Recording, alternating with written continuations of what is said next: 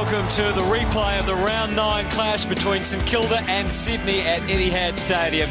A massive milestone affair for Lenny Hayes, the popular Saint, celebrating game number 250. And the Saints naming Aaron Sipos back into the team and starting as the sub.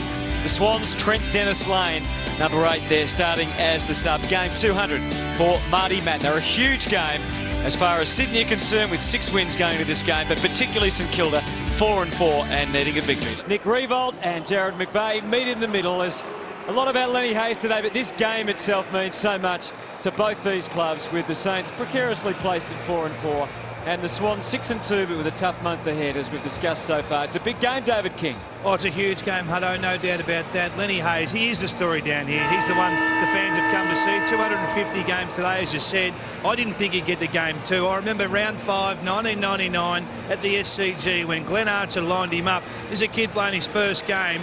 Bang! Not too many come back from that. The big Archie puffed the chest out. He stepped over the top of him just to let him know that he was around. I didn't think we'd see him for a month, but credit to him, he's come a long way. He's been an outstanding player. That's a huge contact there.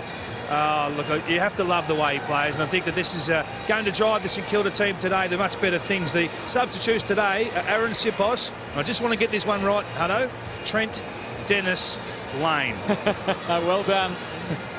Away to a good start. David King down on the boundary today. Well, the Swans and the Saints, as Jason mentioned, met here last year in the finals. It was a comprehensive win to the Swans on that occasion. I think both sides got 5 changes from that night, so things will be a little bit different out there. The Saints still without some really key players, and obviously the Swans, no goods, and Mumford as well. So it is a delicately poised contest. Hard to really put your finger definitively on who might win. And there's Adam Goods in the stand.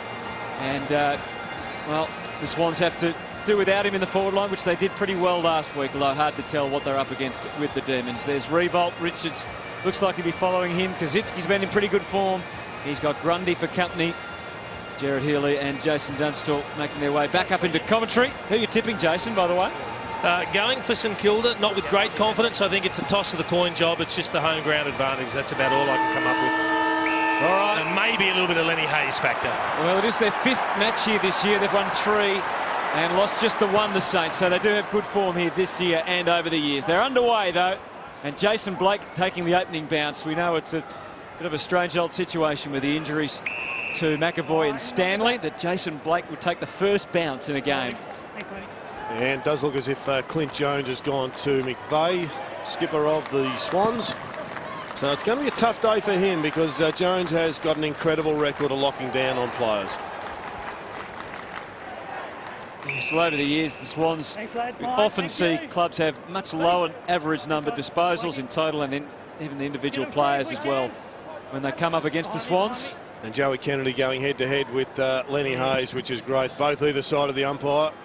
Looks like Goddard's just wheeling into the mix there as well. Here it comes to Graham, and St Kilda going first, because this has been in really good contested marking form this year. Shaw got the clearing kick. And good to have Gwilt back in the St Kilda lineup. Here's Goddard. Kick would almost bring rain. Not that they need any help in that front at the moment in Melbourne. As the Saints try and force it forward. Upended. And it was a free kick. And Nick Smith, who has previously done some good jobs on Stephen Milne, takes the free. So Shaw brings it across to Richards. And both feeling each other out at the moment. There's a well-placed ball for Kennedy. Jack Stephen in attendance for the Saints. Dempster running with McGlynn at the present time. Kieran Jack was in slashing form last week. Works his way out of trouble here. Well, not completely. Didn't really help the calls for Kennedy, but he has some help from Johnson. Spearing ball was good ball. Reid was much better in the second half last week, which is a good sign. McVeigh goes for Roberts Thompson, but that was easy fodder back there for Geary. So Geary offered a trot. Well, a bit of a shove, it thought, in the back of Kazitsky. The umpire didn't view it the same way. And the Saints electing to push everybody up the ground, but keep Nick Riewoldt at home, meaning Ted Richards is going to have some serious work to do. Lots of hands on the footy, lots of Sydney hands, and it returns it straight over. An interesting battle at the moment. Jason Graham and Ryan O'Keefe going head-to-head, and both trying to play pretty attacking.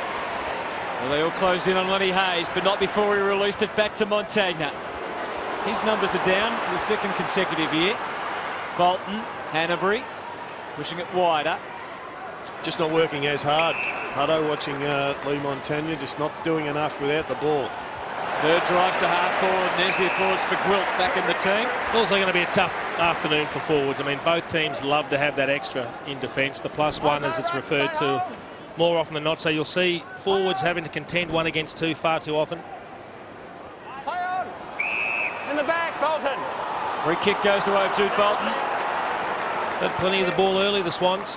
Just beyond him, Reed's deep. Also down there, Walsh. Couldn't quite get to the contest. And it ends up in St Kilda's hands. Blake sharing it with Graham. Played 4 games so far this year. An important component of the St Kilda run. Milne, maybe overdid it again a fraction. Hanbury feeding it for Jack. Doesn't think he's within range and pops it up for McGlynn, which is not necessarily all that smart with such a small man. Got to be careful, Stephen Milne. I mean, you can be clever up forward and get away with it if you make the odd mistake, but not at half-back, trying to do too much. McGlynn giving him the same instructions, telling him to keep it low. Jack Stephen, there's nowhere out for him yet there. O'Keefe, McVeigh, Roberts-Thompson, they cleared the path. Bit of a flying shot from Johnson. That just shows how many numbers are inside the forward 50 when Alex Johnson's having a shot. And the first score belongs to the Swans. Well, contested possessions the same. 7 and 5 are roughly the same, but uncontested possessions, Sydney have doubled the Saints at this stage. 20-9. They're not just not getting the footy, the Saints. Early days yet. Over the head of Richards. And again, the Swans take possession of the Sharon. Smith got Bird going. Into the 50, Bolton. It's congested down there. Dempster, a former Swan, of course. Yeri took his time, thought one way and then decided the other. Maybe wished he changed his mind back. While that was happening, Lenny Hayes came off for a spell. Josh Kennedy came with him. That's a creative matchup from both coaches if they're prepared to allow the 2 gun midfielders to go head-to-head for the majority of the match. Much point in tagging them, though. They basically still get their same amount of possessions. The one I'm surprised is that Jetta starting on the bench. Here's Reed. Oh, he hit it at the right time, but couldn't hang on. McVeigh stretched over top. Parker, McGlynn. Gilbert being careful not to give away the free. Having said that, though, Jared, Kennedy's numbers have been down the last 2 weeks. He still kicked goals, I think 2 and 3 goals, but opposition have tagged him and restricted him somewhat. But I know what you mean. I mean, he just wins his own footy, doesn't he? And he's gone forward and kicked those goals. So, speaking of which, there's another one missed by Mark, by McVeigh. Mark McVeigh's brother? Mike McVeigh's brother, Jared. Just problems here for the Saints early on, Jared and Jace. I just think they've gone to Kaczynski and Riewoldt 4 times, and they've been negated every time by Richards and Grundy straight away. This is Simpkin advancing down the ground, giving them their first real meaningful forward thrust. Grundy's timing was pretty good, although Kaczynski might have the last say here. Riewoldt got all the way through. Sard working it outside. Now Milne, he had 3 around him. Somehow he finds a way and finishes it perfectly onto the chest of Jack Stevens. Early worries for the Swans. Lewis Roberts-Thompson hurt himself in that contest with Simpkin. I think it was the long kick out from Del Santo. He came straight off the ground. Keep an eye out what happened there. Classic fast break footy, and Stephen Milne does it as well as anybody. A slip tackle and then a kick that went about 9.3 metres. Well, he's certainly come a long way, Jack Stephen, in the last 12 to 18 months. Probably along with Ben McAvoy, their most improved player last year, and he's continued on so far this year. Big kick for them here. He's done enough. It's a goal, and they're off and running.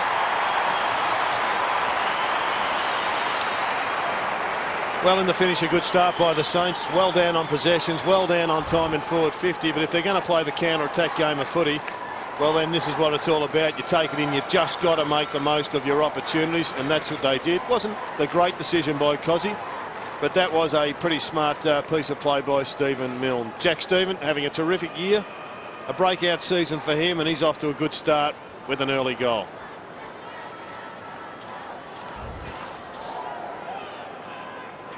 Seven goals, 5 this year for Jack Stephen. As we see so often, a rest for the goal kicker. Lewis Roberts-Thompson back on for the Swans. And no relief for him, though, straight into the ruck. So forward 50s 4-1, but the all-important one for St Kilda was converted into a goal. McVeigh. And this is a sight we're going to see plenty of today. Just numbers swelling everywhere. Yeah, we just saw Lewis Roberts-Thompson also into the ruck. Part-timers, they're getting plenty of opportunity to get their hands on the footy, and all they're really doing is nullifying the opposition. Unless you get that sort of scenario, you should be able to hit a target. Yeah, Blake was left pretty much on his own there. Malcheski into the 50, where so many numbers in the midfield. There's still a bit of space up forward. Reid, he is starting at the field for it again. That's a lovely goal. Started very well, Sam Reid. I'm just a little unsure about the matchup. Sam Gilbert, who doesn't normally go to the #1 forward for the opposition. It's going to be a big job, and he got lost after the initial contest. Sam Reid turned around, ran back hard with the flight of the footy. You can just see there on the right of screen, he does a little bit of ball watching, then he actually goes for the football. Gilbert doesn't get there, and that leaves his man loose to pick up the crumbs.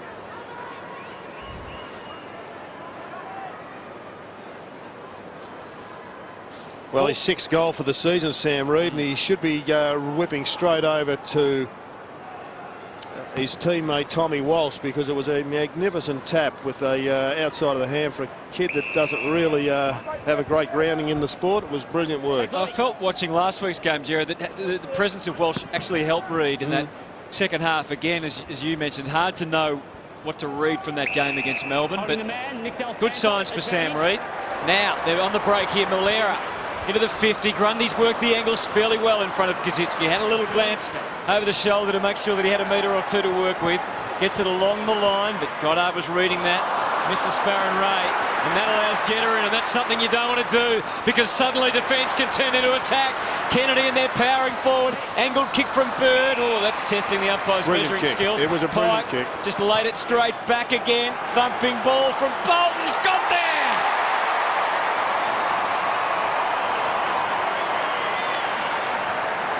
Turnovers cost you big time. Brendan Goddard right on the wing. The ball was only about a foot or so inside touch, and he went for the hand pass over his head, missed his target, turned it over. What I like about this, Mike Pike, he's not confusing ambition with ability. He said, Jude Bolton's a better kick than I am. He's heading towards goal. I'll give it to him. And they get the reward.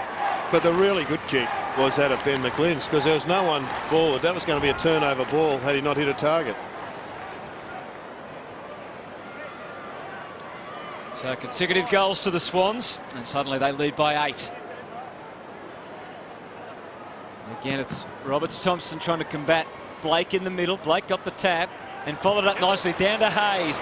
Big cheer for him every time he goes near it, but Richards onto the drop first. And Jetta onto the ground, and Dempster's gone straight to him. And Matner in game number 200. Sharp kick to Richards, just advancing through the middle. Thoroughly sold that one. Kick to half forward. Simpkin worked out of it by Walsh illegally. Well, the question was it in the side or in the back? He certainly nudged him forward, and that's all the umpire saw. And now they can use Gwilt and Ray in game 150, so there's milestones everywhere. Dempster, a little bit of a standoff there. Jack was closing. Gwilt lends some assistance, much needed. Might need to do some more to help out the mate here. Scrubby old kick. Armitage, McVeigh in prime position. Interesting handball. O'Keefe liked it, and now he likes it more. It's not quite going to get there, as you can see. Parker kept it alive. McVeigh, crafty. But Simpkin doing what good defenders do. Now, good start by Jarrod McVeigh. Just couldn't quite impact on the scoreboard, but showed clean hands and a clear head when he snaffled that one. They do look dangerous, Sydney, don't they? It's a horrible feeling when you're deep in defence like Sean Dempster was, and you're looking for options and there's nothing. He turned around and changed direction twice and still couldn't find an option. Gwilt heads outside defensive 50 successfully to Cripps, and now Ray often dashing and kicking to an area where there really wasn't any St Kilda players at all. Handball stretched tight along the line.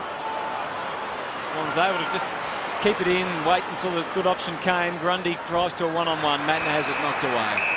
That's the problem at the moment, Jared, is the problem is across half forward at the moment for St Kilda. They just can't find a target, an uncontested marker or a key post target at the moment. Is it the pressure the Swans are putting on or the lack of the options presenting? Oh, they're going one-on-one, so there's pressure on everywhere, but I just think that their work rate is a fraction down in that area of the ground.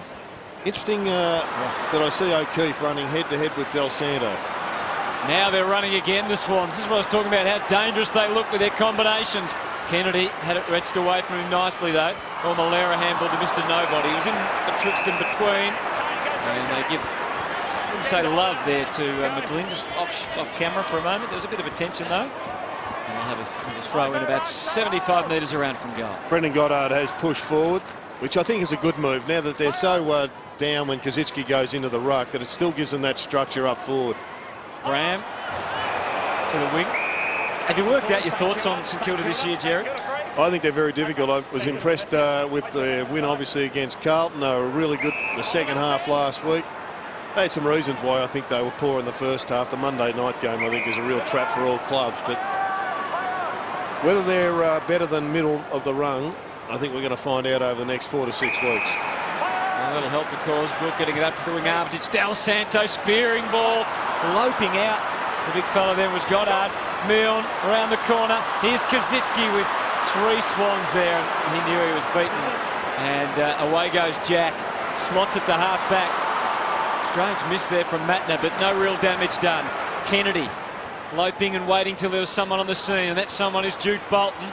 Simpkin did well not to give away the free, just sweating, but it comes Bird's way.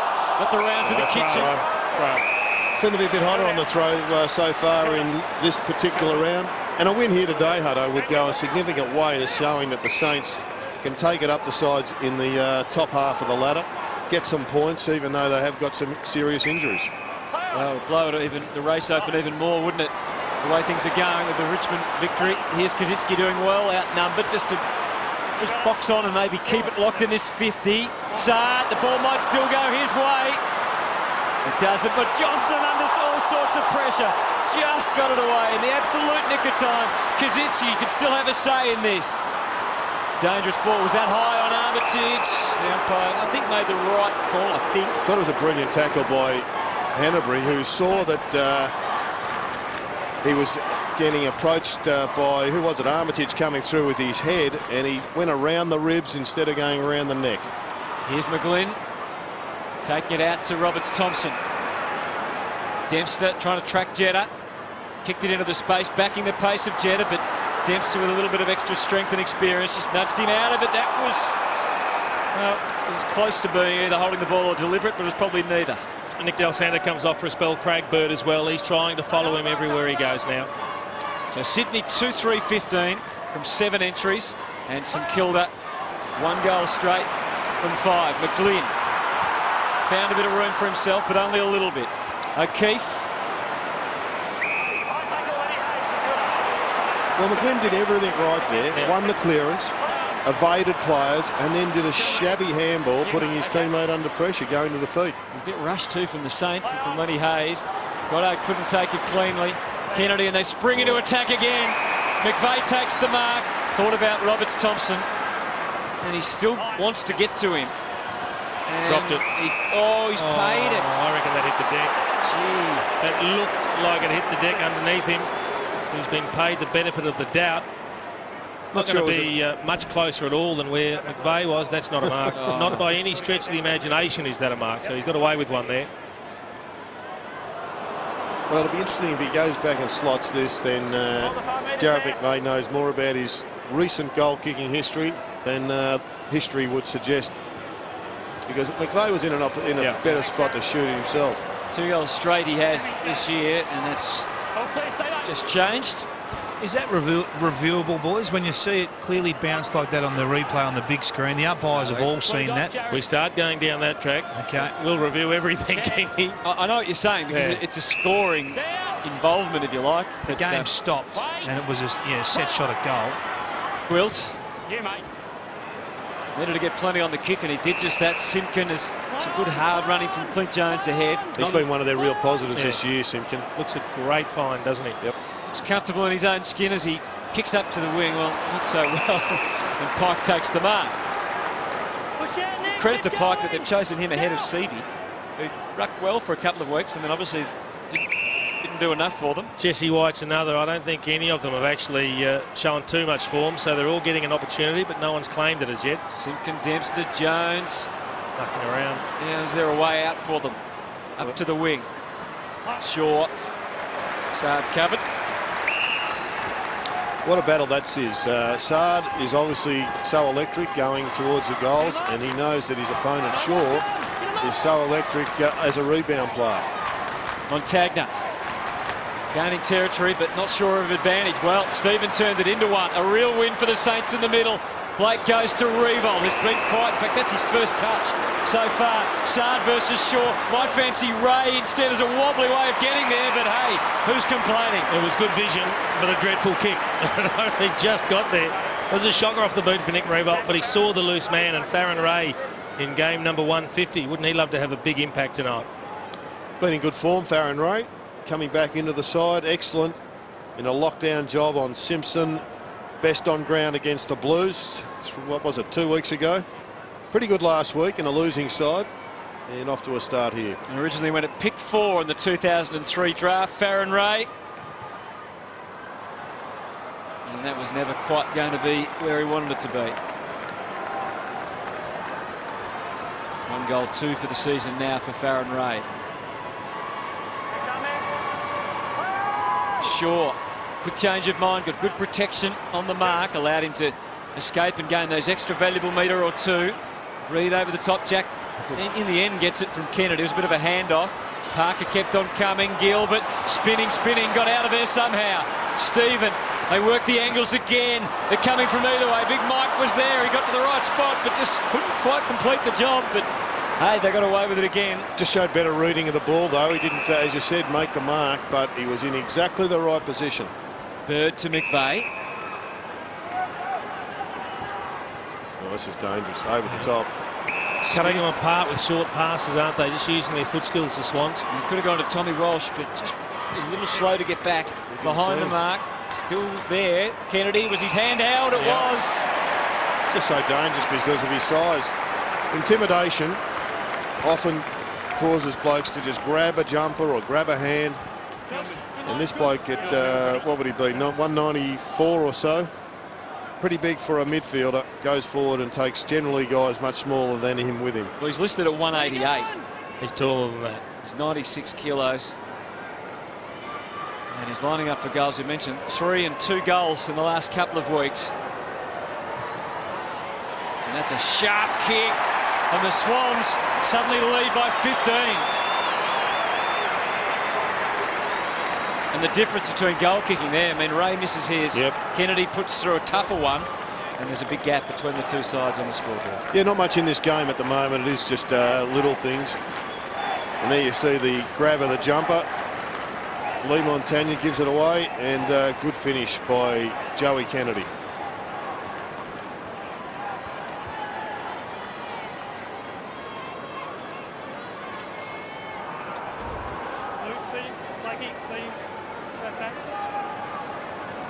I think the big concern for St Kilda right now is the scoreboard at 3-4. So 7 scoring shots to just the 2. And the inside 50s, well, it's not that far apart. 7 scoring, 7 to 9. So the Swans are scoring a hell of a lot when they go in there. Well, Dos Santo coming up for just his 2nd possession of the day. Kennedy already has 8, including 4 contested possessions. That's a good kick. Yeah, it was. To Blake, who takes the mark. And that's good work from Blake. He's got to try and exploit Mike Pike when he's in the ruck and different options, push forward and be that creative type, whether it's Lewis Roberts-Thompson or Mike Pike that's in the ruck. I think it was LRT at that particular point in time. Yeah. But he's got to run hard forward. He has got a great tank, Jason Blake. Well, of course, he celebrated his 200th game earlier in the year. 35 goals along the journey. And this is match number 208. Hasn't kicked a goal this year so far. In fact, hasn't scored until now. But that changes in the most emphatic style. It's a big kick too for the Saints. Well, it was just really well worked by Jason Blake. Pushed hard to get out into space. It was a really good kick to find him, but you still got to convert. Here's now Del Sando, as you said, when he gets the ball, he generally gets involved in a chain. And then Malera, just a really good vision, saw him early, and he exposed the space behind.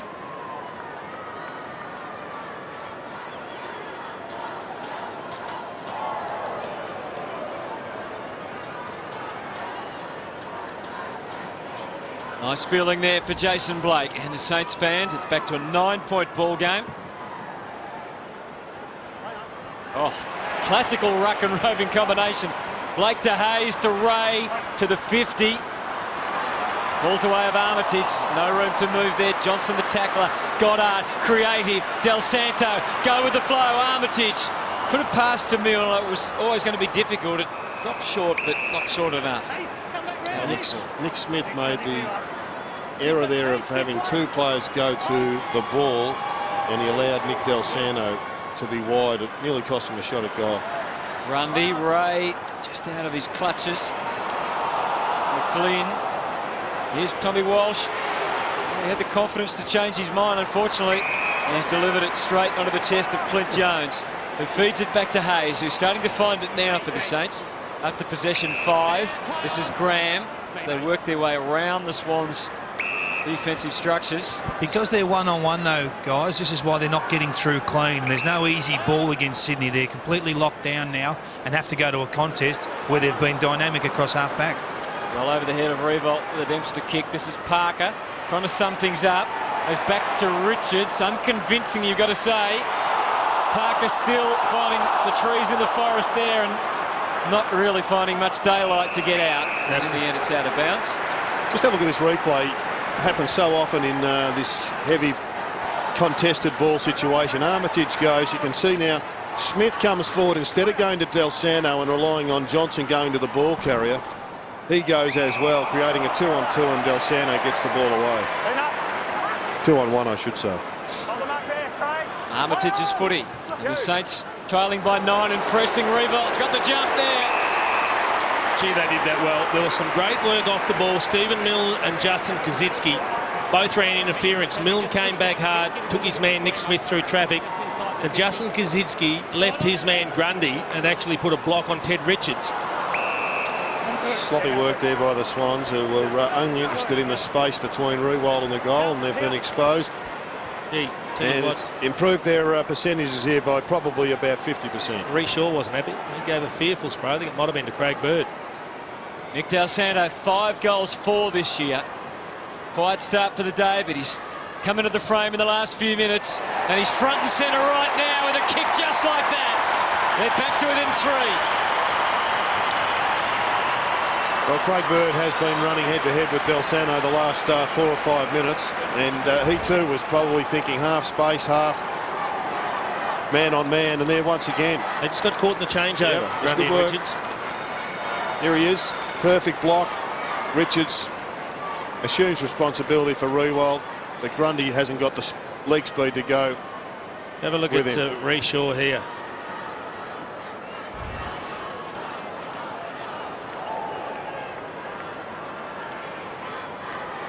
Well, that would be pleasing for St Kilda, just to see Nick Del Santo getting a little bit of the ball, just the 4 touches, but he's got a goal to his name. He's going to have to work hard with Craig Bird as an opponent.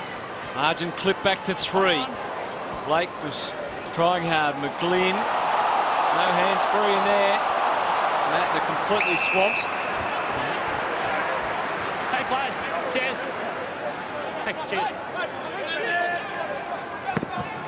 Jared McVeigh with 8 disposals early in the match. It's not often Clint Jones gets beaten like that early in the game. Nope.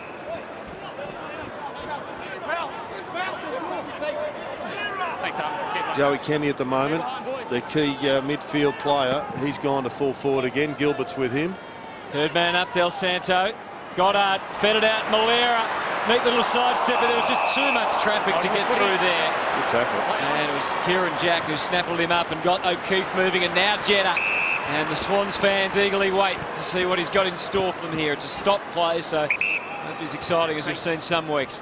Floating it to the 50s. He wants to the interfere. I think he might have. Straight to him, Tom. That's 2 now. Oh, Shane, hold there. that he's done exactly the same thing. So the forward coach for the Swans needs to get to him and say, this is how you do it, this is not how you do it. Sense some danger there, Clint Jones.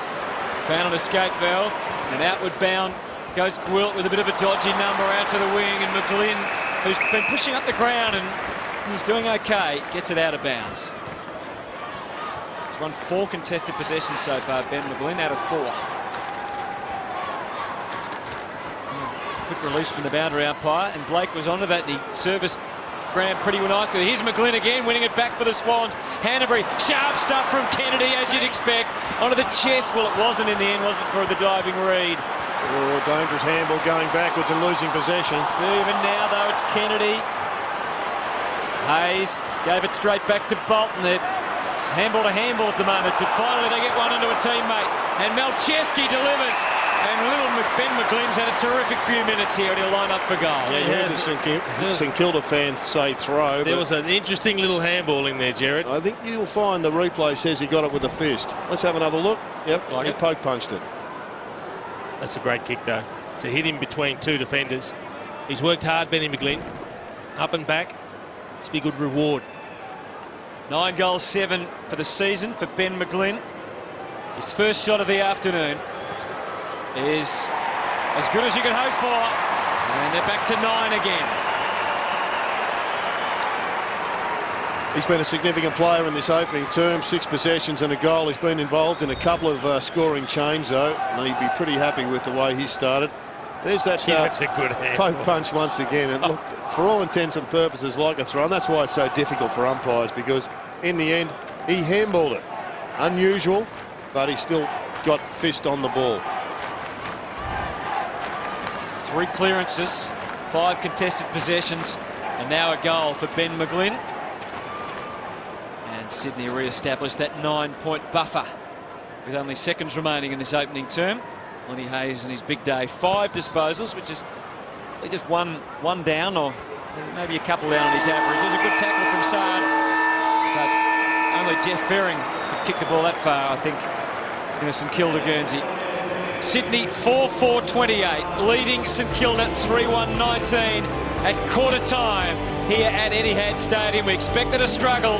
That's exactly what we've got. The Swans with their nose in front at the first break.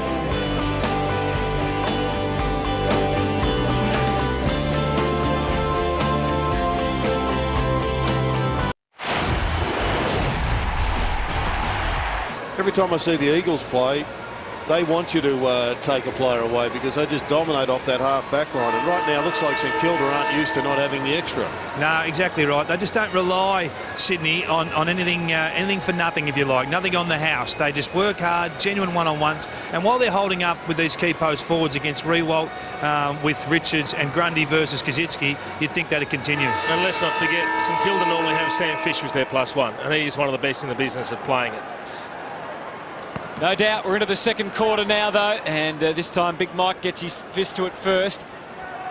Balsano got 2 cracks at it. Inventive little kick to half forward. And Rewalt full of steam with a handball out to Hayes. Breaking loose. Crowd start to get involved again. High ball, top of the square. Goddard, Malcheski. That could be a free kick. And was. Advantage. Oh, he's played the advantage, and it's Advantage. Yeah, goal. the initial contest. Initial contest is both holding, then he grabbed his arm and he's going. Play to hold. Play to hold. I think he was beaten for strength, Nick Malcheski. It was Jack Stephen that just kicked it off the ground at the end, I believe. Be careful of that one. And it was a good decision by Lenny Hayes. He didn't try and hit the impossible lead up running at full tilt. He kicked it long to the one-on-one contest. Now, how he can complain when he's got amazing. 2 hands dragging down the arm of Brendan Goddard's beyond me. But players find a way to say it wasn't my fault. I didn't do anything wrong. Yeah, it's a good start by the Saints, and I think Goddard playing closer to that goal, or even if it's just for a 5 or 10 minute period for the match, just makes them a lot more dangerous. Not sure if Brendan Goddard was that impressed with Jack Stephen kicking the goal, by the way. Play on. Team game, Hunter. I know. That's why you got a whistle, umpire. Lenny Hayes in game number 200. He's had 7 possessions. Cheers, mate. Josh Kennedy, who started on him. They didn't play the entire first quarter on each other. I know Parker had a go at Hayes at one stage, but they're back doing battle now. Josh Kennedy's had 10 and kicked a goal. Mike was a hard man to get around that time. Kennedy gets another.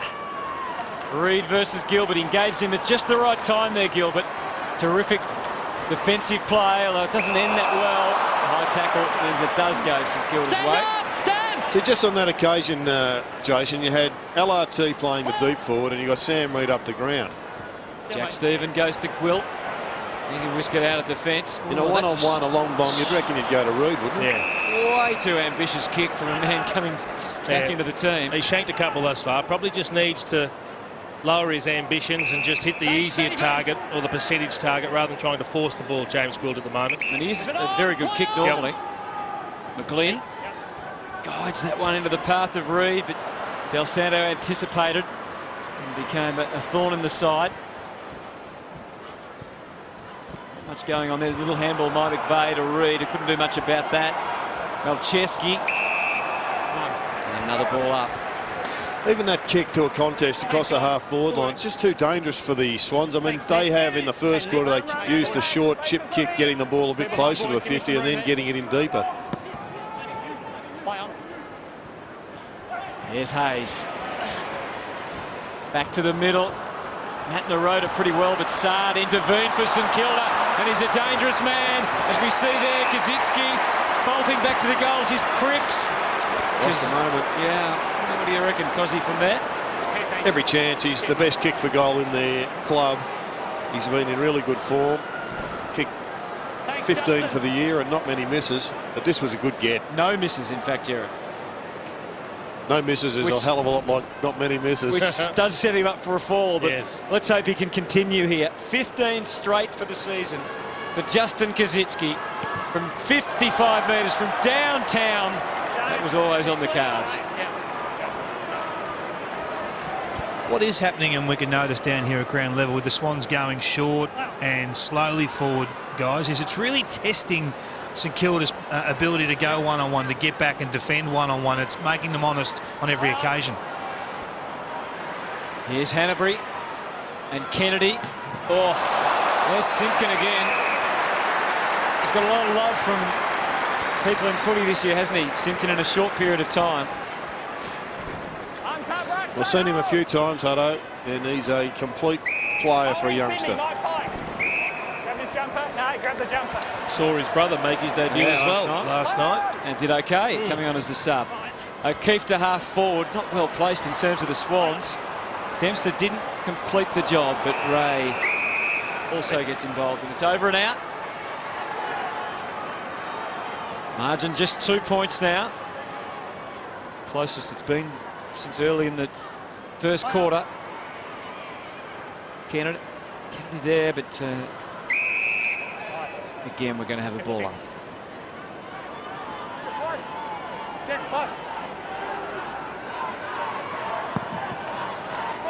Plenty going on off the ball. They dance around. Blake hacked it. Milne look up and he saw some good running. Here's Malera this time. Revolt bolts. It's about working where it's going to go. Richards lost it in flight. And now Revolt on his left. Working it back. And it looks good to him. Looks good to us. They're in front. Fast break footy. John Longmire knows that is what the Saints have to play coming into this match with such an unbalanced forward line. They are always, when Kazitsky goes into the ruck, they're going to have to push their whole club up, play Pagan's paddock, and this is exactly what they've done. Rewald turns around. He got a nice little bounce. It was a great kick from Malera, but the finish was superb as well. Great goal from a stoppage by the Saints.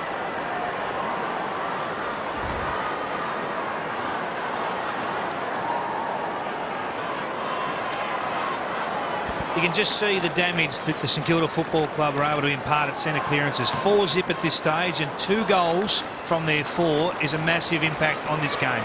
Well, this time it goes Sydney's way. Kieran Jack to half forward. McGlynn. He'll look to turn and move it. Roberts Thompson is deep. Kennedy about 40 from goal is another option. O'Keefe's drifting there as well. Goes for Roberts Thompson. It wasn't a well-placed ball. Maybe in the end he was actually happy to get it out of bounds, which doesn't sound very positive. No, and I don't think too many of his teammates are overly happy with the direction of the kick. But clubs these days, they don't mind the stoppage deep in the forward line. It gives you a chance to set up defensively as well, rather than a turnover created. Well, it is deep. Suddenly the Saints getting some numbers around the footy. Yeah, once again, the Saints, whilst the ball's at the other end of the ground, are dangerous, because if they get the fast break, there's nobody from Nick Riewoldt, who's about 40 metres from this ball, towards the goals. Which is what we've seen Sydney do a lot this year as well, getting Lewis Jetta out the back and other players.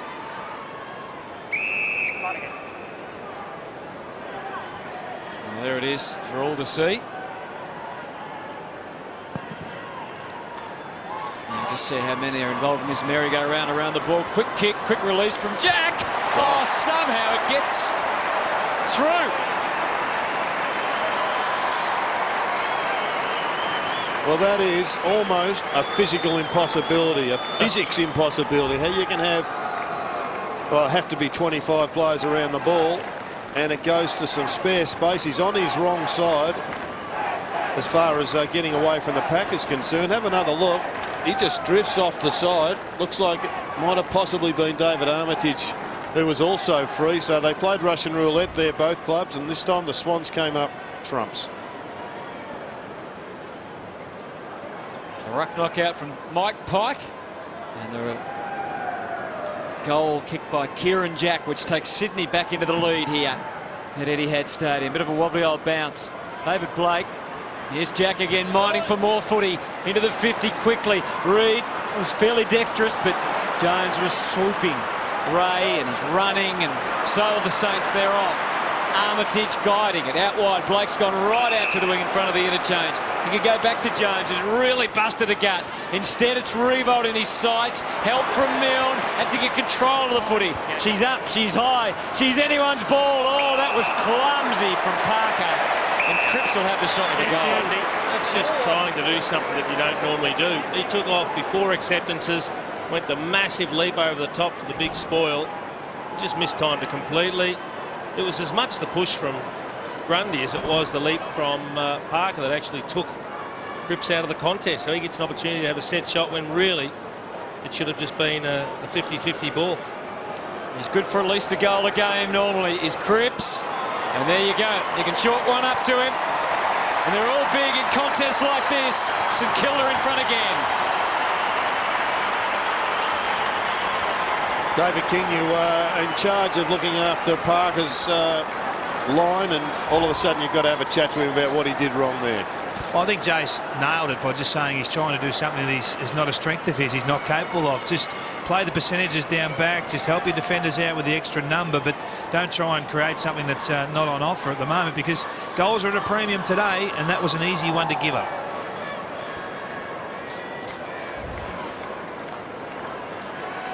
It's a good game of footy at the moment.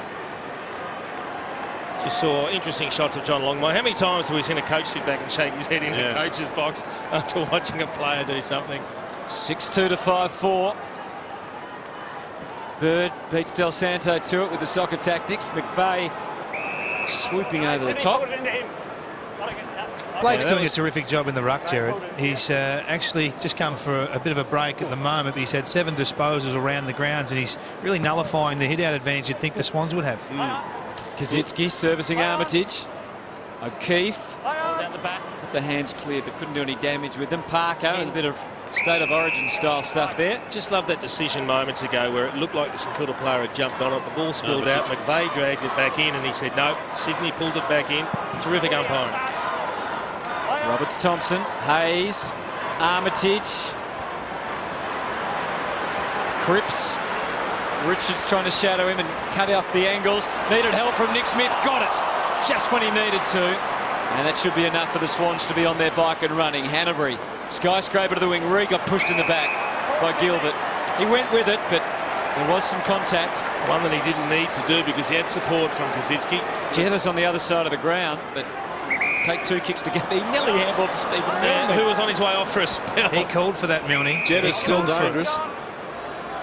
Well, Geary's got the job at the moment of keeping him in check. And he's wisely playing 10 metres goal side of him. Here's Parker. Goes back to Malcheski again. He could get it, I was going to say, almost to the goal square. Beautifully placed, but even better effort from Geary, who had one eye on Jetta and the other on the footy as he went back to take the mark. That was the all-time great interception for this match anyway. Not trying to put too fine a point on it, but it was brilliantly read, as you said, because the worry of Jeddah, and then he computed that he could get there, and he backed himself in. Didn't you back at a minimum? The all-time great interception, interception for this match. Yeah, for this match. Hold there, Alex. I think Leo Barry would have something to say about that, Jared. Yeah, for this match. Move it on. Montagna. Good. Blake in front of Melcheski, and he can be used again here for the Saints.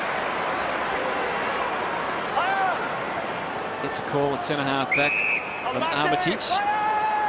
Starting to get busy in this quarter now. His third disposal was designed for Malira, but the run comes from Ray. Pushing and prodding it into the 50. Bypassing everyone. Jack Stephen had eyes for it all the way through. He got past one, not the second. Goddard there to help out with Revolt. Hurried kick Malira. And a behind. And this place ready to erupt. I reckon the Swans fans would have been upset if they kicked a goal, because I thought Jack Stephen was caught holding the ball. That's the terrific courage of Jaron Geary going back with the flight. But he had 2 cracks at it, Jack Stephen, then got up and had the ball stripped again, and still it was play on. Yeah, he's lucky to get away with that one, and the Swans in the end were lucky as well. So Reece Shaw tries to initiate a bit of dash with a couple of bounces. Now, have they got numbers to really work here? Oh, that is a speculative handball at best.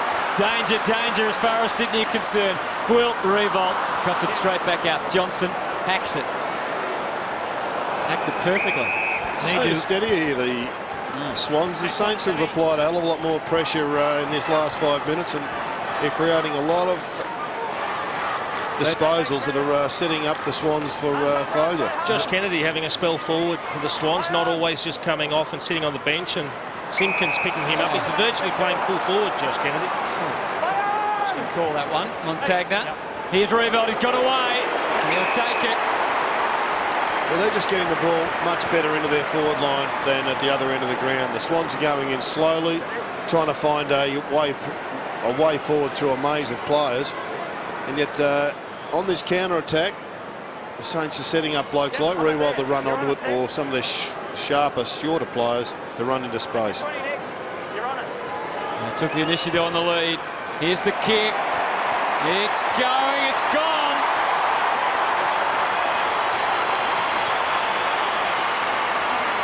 Two in the quarter for Nick Revolt, and suddenly the Saints lead by 11. Such an important player for St Kilda, Nick Revolt. We haven't seen him dominate games for a long time, really cut him apart, and that's a lot to do with the way the game's played these days. But given enough space, he's so hard to match up on. He just beats Ted Richards, who wasn't quite sure about the ball. He didn't go at flat stick straight off the mark, Ted Richards, as though he's expecting help to come back. Just a big quarter by the Saints now, 4-2 to 1 straight. 6 inside 50s to 3. And they're winning the contested possession to 16 to 11. And another clearance goes their way. Hayes, bouncing ball. Nick Smith was onto it sharply into the middle. Good kick.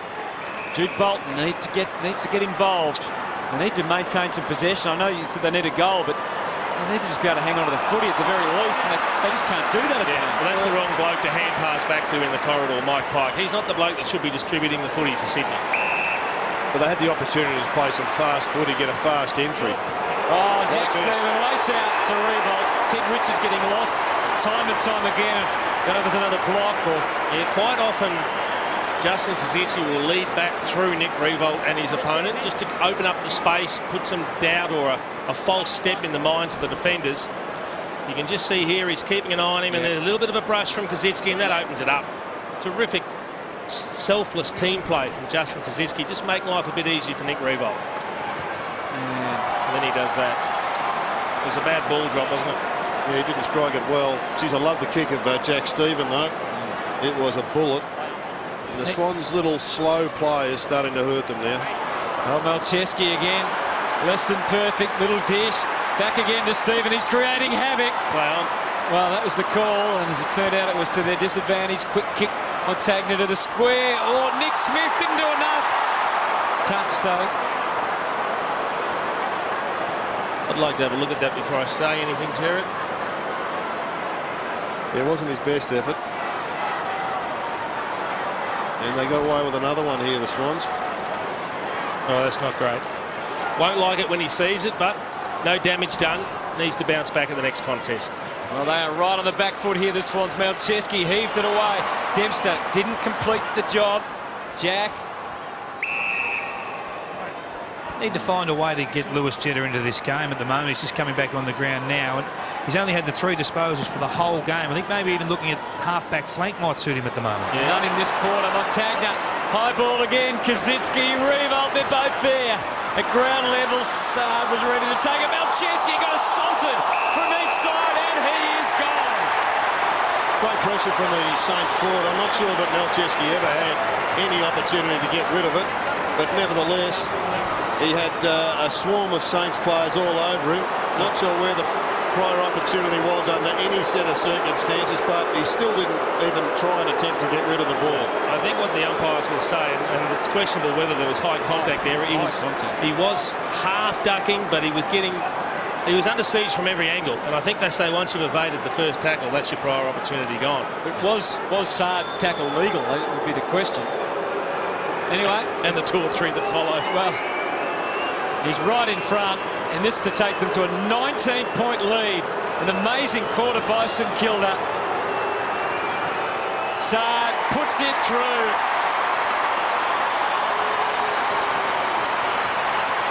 And they have taken command of this game, the Saints. Well, 5 goals to 1 in the second term.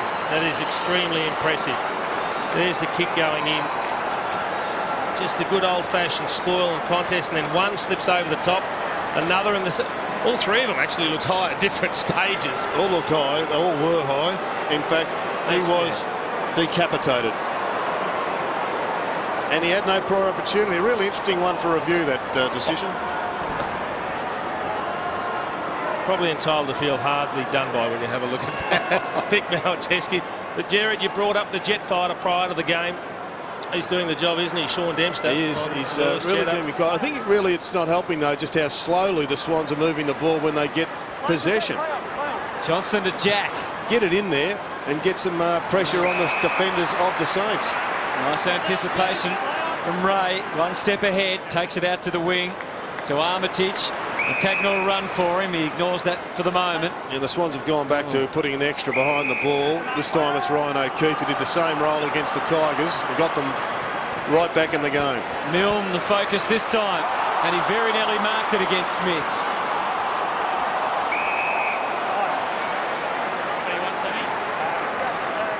Yes, they were really well beaten in the first half against the Tigers a few weeks ago. They put Bolton and O'Keefe behind the ball, got the run going, didn't win the game, but got back into it. They need that to happen again right now.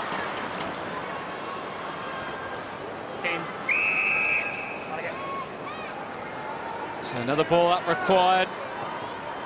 7.5 minutes remaining, and Sydney need to land a blow of some sort in this quarter. The Saints are red hot at the moment. Kennedy, all hands on deck for the Swans. So they'll earn a free here on the wing.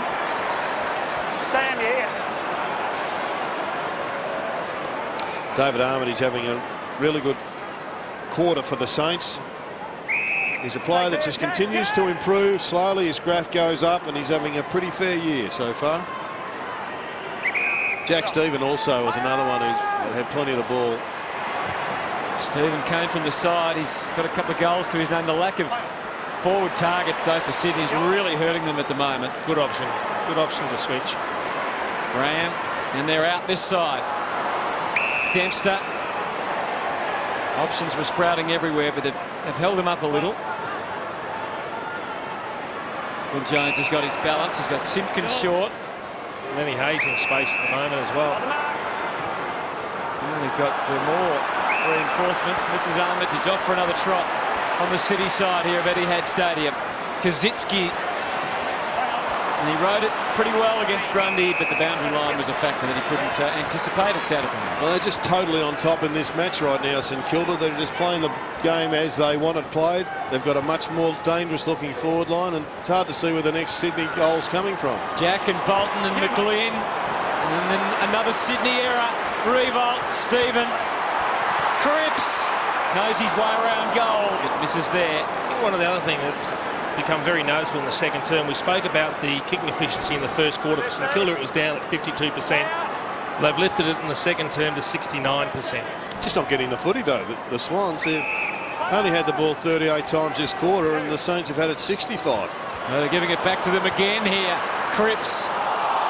Good tackling, but waved on, let them play. Malira, is he gone for holding the ball? Got to learn to do the simple things, Terry Malira. And the Swans fans and players getting a little animated towards the umpire. That was appeared to be clapped. That decision by a couple of the players. Little short pass from Hanbury goes to McVeigh. Kennedy powering on down the ground to give them some sort of angle to goal. Walsh hasn't been a factor, unfortunately, in his second game for them. And Roberts Thompson, the resting ruckman, when he's gone forward, also hasn't really been able to touch it. That was Jared McVeigh's first kick for the quarter. Clint Jones doing a good job there. Yeah, they're just off their tucker in this quarter, the Swans. And it's a lot to do with the relentless pressure being applied by the Saints. And that's a fine line as well, out of the full. Really falling apart here now for Sydney. They've just got to hold on and get to this half-time siren without the scoreboard looking too much more damaging. One of the biggest roars ever for a chest mark to Lenny Hayes. Kicks it into the forward pocket. Grundy and Mattner, his partner in crime, and now they can bolt.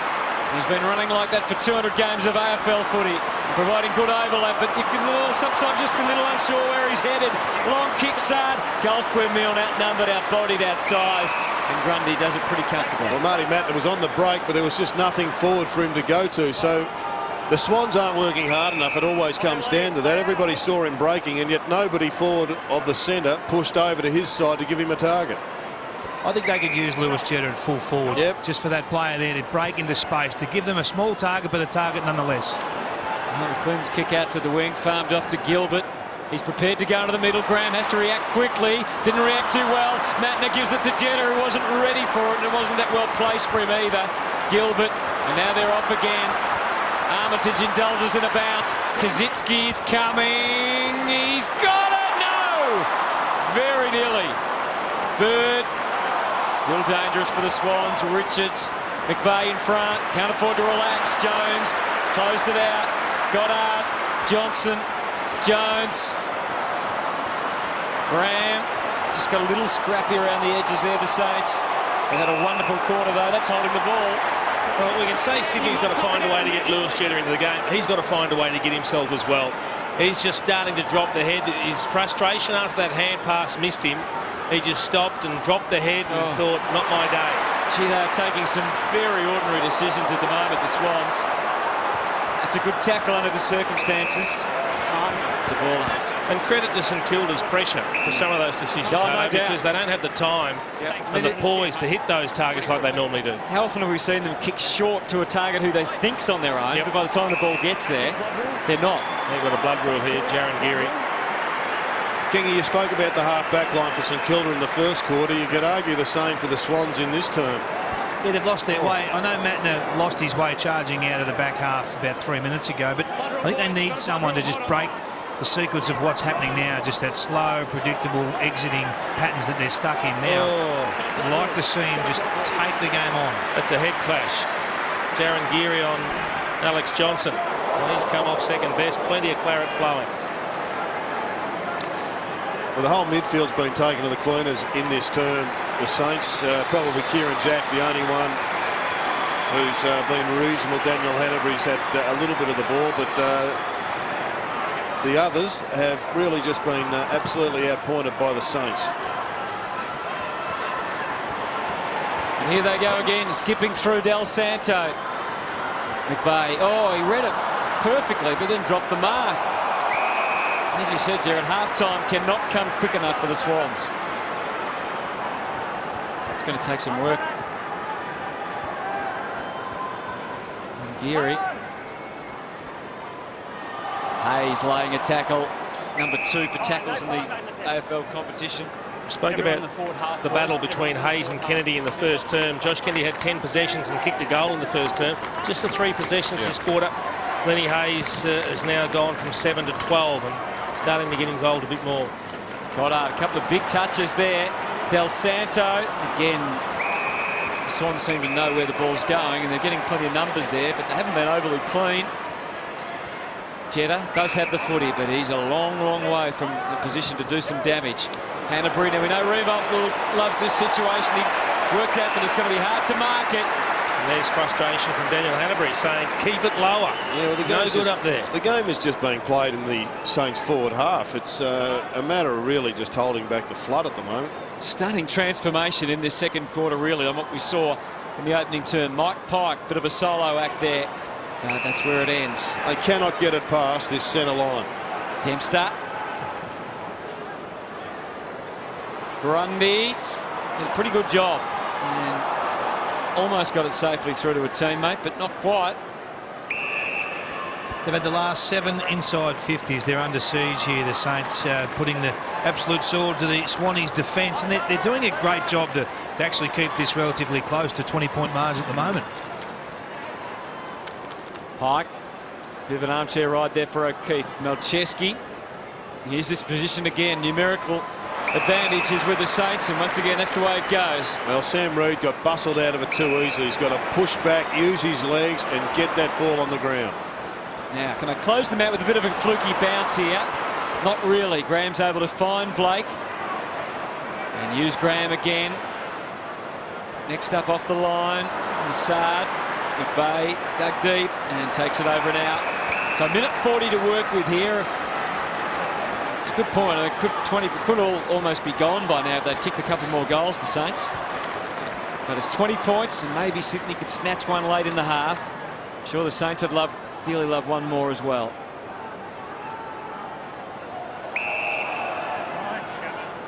Minute 33 now. Armitage has had 14 disposals to be the game high. 12 to Stephen, Hayes and Ray for the Saints. 13 to McVeigh and Kennedy, and 12 disposals to Jack. Close on half-time. Oh, Bird will feel the pressure. And Stephen again, he's played a wonderful first half. Montagna, Milnes there deep, Revolt's there as well. Grundy's given away a free. Well, they both went to engage, and the stronger man who was better balanced won it. John Longmire can't believe it. He's just saying the two of them went to bump into each other side on. Revolt comes back and he goes to make call. He's got his eyes on the ball. So is Grundy, but he doesn't really go forward. He just holds his position. Heath Grundy. That was a dud decision. But Nick Riewoldt gets the opportunity to capitalise. He does, but he doesn't take it. It's interesting because the umpire had the front on view, so he could quite clearly see that it wasn't in the back. But kicked a couple of good goals, Nick Riewoldt, but missed 2 very kickable ones as well. McVeigh finds Bolton. 30 seconds only remaining in the half. Been an outstanding second quarter by St Kilda. It's all set up. Pike with a big fly, but it's St Kilda with the last hurrah, perhaps. Simpkin, Cripps. We've got 15 seconds on the clock, and out of bounds on the foot. Well, the Swans will go in with a negative and a positive. They'll go in knowing that they've played a shocking quarter of footy, but the scoreboard says that the positive is they're not out of it. And St Kilda will just go in absolutely pumped full of confidence, I think, because they've played a fantastic quarter. They haven't put the Swans away, and they may well have been able to do that. But they'll go in and know the same sort of effort will get them 4 points. So it's half-time after a blistering second term from the Saints. The Swans fans aren't very happy with it. A couple of umpiring decisions that didn't go their way. But Lenny Hayes in game number 250, 12 disposals so far. And as we said, there's a lot of love for Lenny.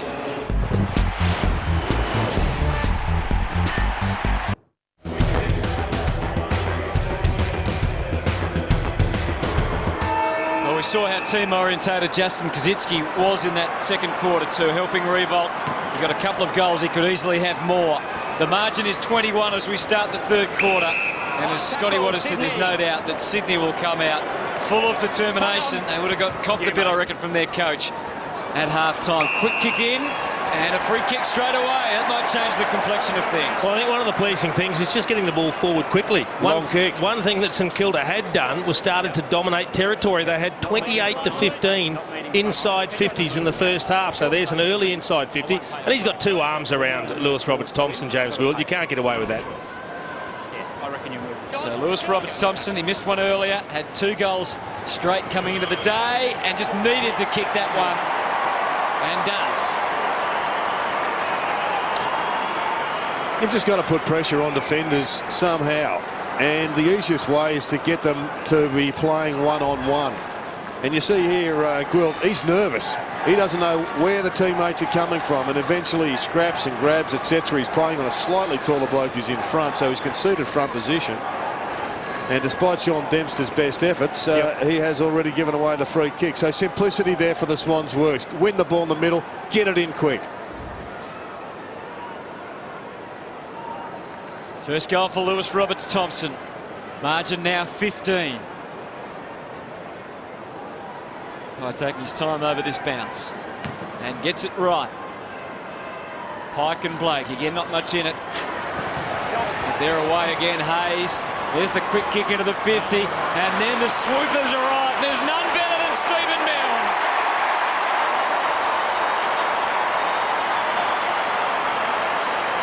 He's been doing it for 245 games and has produced over 500 goals as well. It's That's amazing. his first of the afternoon. A quick kick to both ends has resulted in goals. Is there interference here? It looked like Kazitsky chopped the arms of Ted Richards, but what St Kilda do have are some dangerous ground level players. Nick Smith's right on his hammer, but he couldn't get there to stop him. Negotiates his way through traffic, and deadly on the left foot snap. He's pretty stiff.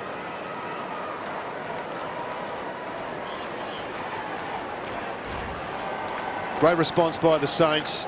Ted Richards really stiff, I think, not to get the free kick, but Stephen Milne, class work there at the foot of the pack. Saints still with the edge out of the middle, 6-4 with the clearances. Blake's done lots of damage really around the ground. He might get one of those Brownlow votes after all that he's eluded him for all those years. Interesting, after the second term, Jared Heath Grundy's gone on to Nick Riewoldt. He looked to get off the chain. He'd only kicked 2 goals. He could have kicked 4 on Richards, and Richards now goes to Kazitsky. 11 disposals for Blake. Del Santo helped himself to that one. Jones in the crush. Welsh is in the goal square for the Swans with Roberts, Thompson and Reid all in a line down the ground. There's Nick Riewoldt at the other end with an extra man just in front of him, or with him in Reece Shaw.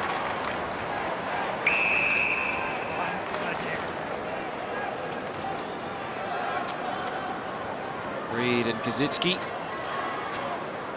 And there's the view of that, fairly much a straight line down the middle. Bolton's also in there. You can see Dempster backing back as the extra for the Saints. Goddard. Armitage again generated the last one, and so did Hayes have an involvement. Clipped it out to the wing. Johnson, Goddard. The Swan superior on that occasion. Smith worked him back into the clear, and his kick was guided nicely for O'Keefe. Jack. They are playing with more haste, you would think, and more urgency in this quarter. Reid found a way to run under it and around it, and Gilbert was able to work himself onto it, and then he ran into all sorts of peril. But Del Santo, quick thinking and even quicker hands, and they're away. Dempster with an ungainly looking wobble, but it's out of bounds. Gee, you got an ordinary bounce. Sam Reid had worked his way to the front ahead of Sam Gilbert, was attacking the footy, and it just jumped straight up over his head. Just not convinced he's in the right spot for the Swans at the present time. Playing as the highest tall forward. He's just not getting his hands on the ball, and he just looks to me to be lacking a little bit of the work rate required at that position. Maybe he's just got to get into the goal square. Armitage to Riewoldt, and then over to Ray. And they keep on coming through the middle. Armitage had time just to really wait and see what was there for him. Kazitsky just edged his way to the front. He arrived at the perfect moment. Del Santo on the wrong side. Grant perfectly placed to kick a goal. But it's a behind. Just want to reinforce, Hutto, that exactly what Scott Waters told us at the halftime break, that Jaron Geary is out of this game and Aaron Sipos in. That is a loss, because he'd been playing well. Geary does really good shutdown jobs, and Scotty Waters did say he had some sort of concussion. Oh, brilliant stuff from Parker. And he's going to go again. He has to crunch his way through. It was too big a task. Stephen, and now they can go again. Armitage been a pivotal player this afternoon. It was too much on it for Montagna. Pike will want to dish it. He does. Matner, he's got Jetta and he's got Bolton. He goes for Bolton. And it was a good move from Dempster to leave Jetta. It means that Jetta might get away here, though. Jack, can they get it into his hands? Jetta's into the 50. They can't. Just great pressure from the midfielders of St Kilda. There was 4 opportunities to get it. Now they get a shot at goal. Relentless stuff from the Saints. And it'll be milled on the end of the grand pass. Lovely work by the Swans inside midfield. They had Jetta, who was already broken 4. They just needed to spot him up, but they just couldn't find the space to be able to get that kick forward. Great defensive work collectively by the gang of Saints. And milled out in his own, should be able to snag another one. Inside 50 count now is 31-17 for the day. And it's on the scoreboard where they need to make it count. And again, it's keeping them in the game, really, the Swans at the moment. Yep, keeping this game alive. Just 23 points. That's nothing in modern footy. The Swans have shown that they have got an intention to play longer and to play faster. Oh, Shaw forced a handball to a ruckman deep in defence. Not sure that's in the playbook. And Kennedy almost was stripped of it, but was good enough to get himself back onto it. O'Keefe, Roberts-Thompson in the one-on-one. Did he manhandle Simpkin? He didn't do a bad job, but the support was all St Kilda's. And Farron Ray receives and gratefully takes it out to Hayes. He gets more plaudits from the crowd. He'll get more now because Graham's got Malera. Saab was inboard. He knew he was there. Time on his side to sum it up for a little man. And again. Gee, that's bad. That is bad wastage of the football. I mean, they had time. The chip kick inside was poor and the snap was poor. Long kick out to half-back. And lucky for the Swans that Luke Parker arrived because it looked like Blake was going to outpoint Big Mike Pike. You don't always get opportunities to put Sydney away. If you don't take them, Jared, they can often come back and haunt you. You can get burnt. But it does look as if it's just a matter of time now. The Swans still unable to take a ball forward with a decisive shot at goal outside of the first kick of the day. And when they're getting it on the outside, the Saints, they're cutting them to ribbons. And Milne is he was just licking the lips down there at the moment because it's coming in time and time again. 2 very different forward lines at the moment. Nice open spaces for the Saints forwards to lead into. Very congested at the other end. 9-10 the score at the moment. You think he'd do better than the opportunity he had a moment ago that he wasted. I expect him to kick this one, Stephen Milne. 1 goal, 1. He's usually better with the play on. That's straight. Was it touched? Oh, we could have a review coming. I reckon it's a goal, but we'll check it. It's going to be hard to determine one of these on the replays. I mean, it's always just a flicker of a finger. Yeah, but you saw it from here. You thought immediately it was touched.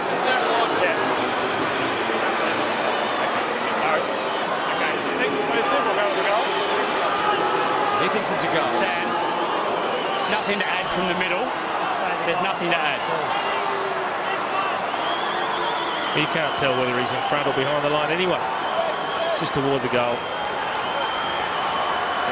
I mean, it looks touched, but not. You just can't. You don't know where the hand is.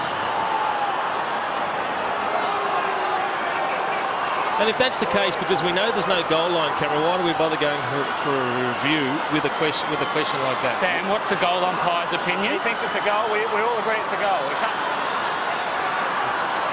If everyone agrees it's a goal, Still clear for a goal. award the goal. He must have known where the hand was, though, mustn't he? Did he not know whether it was touched or not, or did he not know where the hand was? We don't know. Well, one can only think, Hutto, that he thought it wasn't touched, and he wasn't asked whether it was before the line or beyond the line. I think the vision indicates it was touched, but it's not 100% conclusive, so you're going to go with his decision.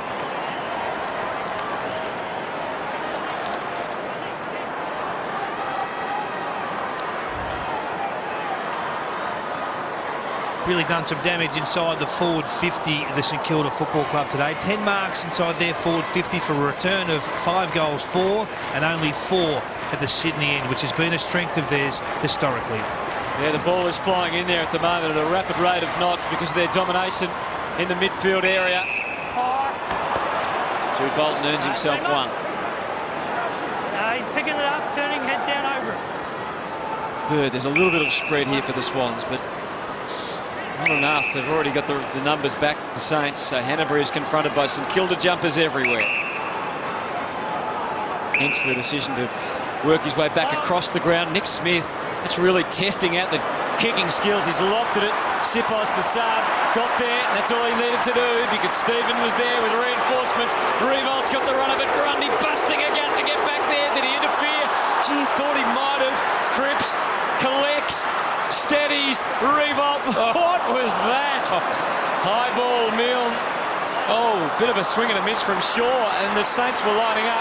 Be great if Lenny could roll through and kick another one. Maybe Gwilt in his return.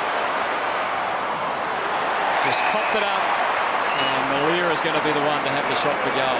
Not sure that was intended. He was tackled as he was throwing a foot at the ball. It was more by luck than by design. Again, they had 3 on 1, and in the end it was a wasted snapshot. He went for the banana, Nick Revolt. This is just throwing it on the boot as you're getting slung.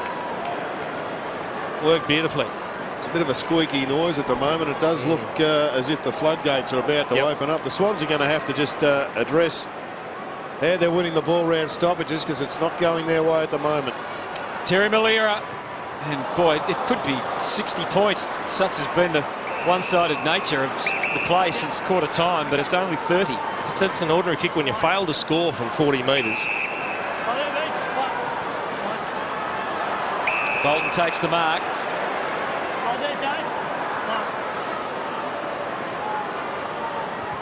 Just looks like they're always kicking to congestion, and then you're trying to force it like that, and the errors are coming. That's 2 poor ones for Smith. Goddard works it across the middle. Beautifully placed ball for Farron Ray. Revolt is the main target deep. He goes behind to Gwilt, who gives it plenty. It's a big rip. It's a goal! No, it's touched. Behind the line. It's a great effort by Grundy. I think it was his body that smothered it on the line. It was an accidental. his body was there. Bumped away Simpkin. He's going to reset and restart again. Saad finds a way through. It's another behind.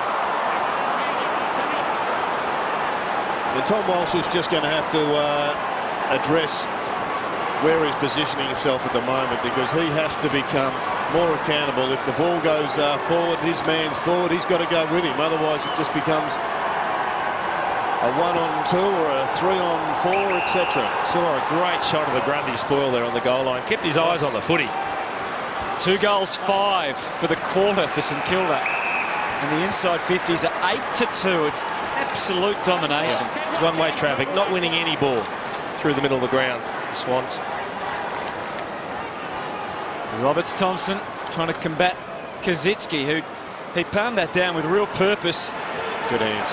Out it goes to Montagna from Lenny. A drifting ball into the 50. I wouldn't mind being playing in the St Kilda forward line at the moment. The sheer weight of numbers says you're going to get a few shots for goal at the very least. And they continue to swarm around Goddard. Through the head back, he thought he might have got some contact. Parker almost handed it back. Kazitsky waiting at the end of it all. Mike Pike has his go and did pretty well to get it through to Bird. And now Smith for Roberts Thompson. He might have to handball here. Hesitation all over the face of the Swans. And all Jetta could do was take it out. It's about the best he could manage, Kingy.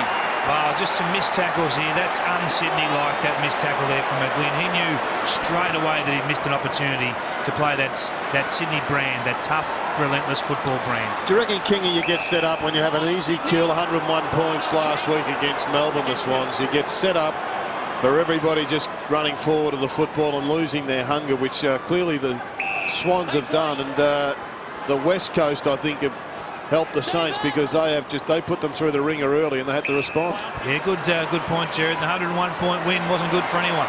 They seem to be going nowhere through the middle, but somehow they escaped the maze.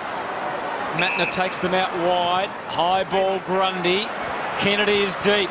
Couldn't take the one-hander. Bolton lends some much-needed assistance, but a little up handball goes straight to Jones, and Graham getting busy. Tough bounce for Nick Revolt to swallow. It's over and out. And I think the Swans have made the sub as well, have they, Kingy? Just want to get this one right today. Tommy Walsh out of the game is just the one disposal today, so disappointing day for Walshy, but we've got Trent Dennis Lane coming on the field. No sign of Trent Allen there, David, like there was a couple of weeks ago? No sighting today. Okay. Well, let's hope with Walsh coming off the ground we see Reid go deeper, because he has been ineffective as well playing up the ground. O'Keefe, Reid flew out the back. Jones, Gwilt. Well, it looked like they were closing on him, but Dempster was ready for a call, ready to be there just when he needed him to be. Now Del Santo just nosing on through the middle. Now bounces back Sydney's way. Hanbury with a collect. McGlynn puts the head down, the bottom up. Oh, welcome Dennis Lane to the picture. 4 Saints to contend with. It meant they had some more numbers when the mark wasn't taken, though. McVeigh was quite casual from the Swans. McGlynn with some urgency, much needed, and the Swans have still got a pulse somehow. Well, he's been one of their more dangerous players today, Ben McGlynn. When he gets the ball, something happens. Either he gets on the scoreboard or he helps one of his teammates get on the scoreboard. But it was a nice little bit of work at ground level by Jude Bolton to set it up. Once again, really good pressure by the Saints, but this time not quite good enough.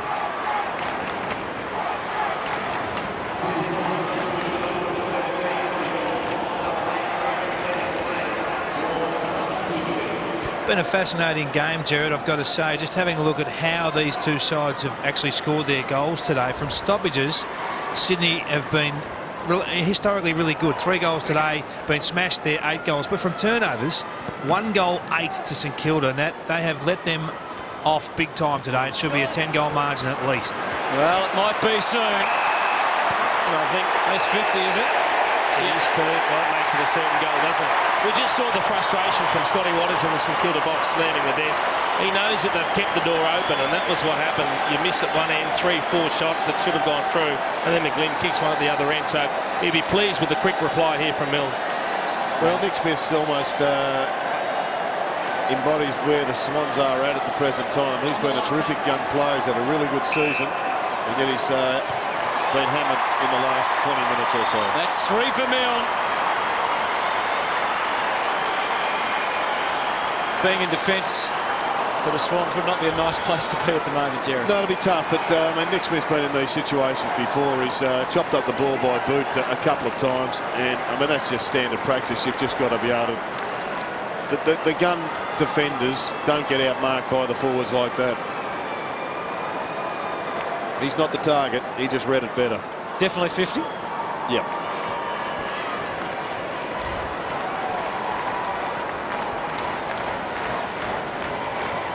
Well, I've said that St Kilda have really owned this game. So much of it has been spent in their forward half. Look at that, 70% in the forward half for the Saints, only 30 for the Swans, and it's hard to win a game under those circumstances. Johnson back with the fly, didn't mark it, but made sure that the Saints did. Now, he could be in some trouble here. He is. He's gone. What do you think? Well, I thought he was the courageous one going back with the fly of the ball, and he was off balance, landed on the ball. I don't know that he had much choice there, Alex Johnson. Well, Ahmed Saad goes back and gets a free shot. This tests most players when you have to kick from 55 metres, so they'll have some protection on the goal line in Kaziski. Saab with 1 goal, 2 to his name. Take a big roost from there, and we've got that all right. Oh. And it hits the post.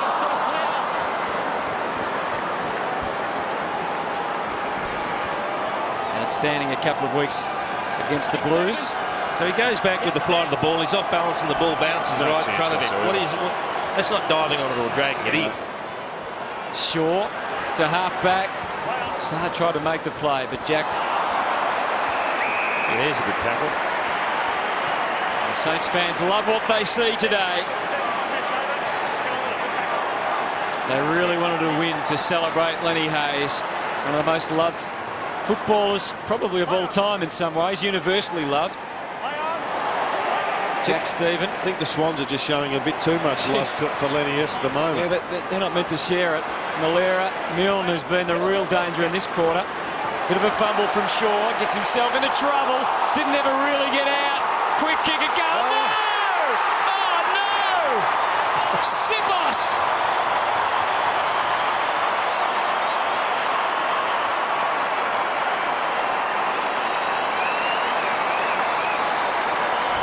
Cripps it might be, in fact. You're right. Everybody just celebrating what was a marvellous goal, including Cripps, who was involved in the tackle. Well, that's what the players were running up and congratulating him for. It looked like they were saying, great goal, but he was the one that laid the tackle.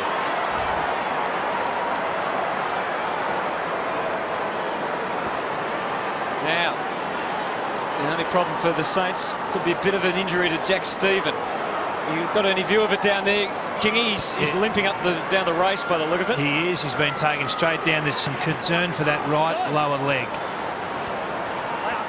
Foot spoil from Jenner just to keep himself in the hunt here. Dempster knew that he had no freedom at all.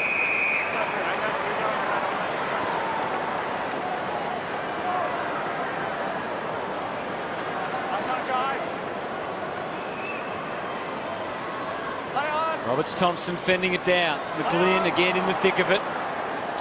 Righto, Kingy, you're under the spotlight here. You're in the coach's box for Sydney. You've got all the numbers in front of you. What do you do? Well, I'm pushing the tags to the side. I want to just attack at all costs now. We're going to have to score another 8 or so goals to win this game. I think it's time to release the tags. Get your midfielders to roll to full forward and see if you can create something forward of centre. I reckon kicking the ball forward would help too, Kingy. 40-21, the inside 50s. You're not going to get anywhere near the opposition if they're having double the inside 50s. Well, I think they haven't had any repeat inside 50s. They haven't locked the ball in their forward 50. That's been the problem, and the Tools just haven't done the job down there today. Bolton, he's too overwhelmed, but goes back in, as he always does. Let's have a look here. Is this Jack Stephen?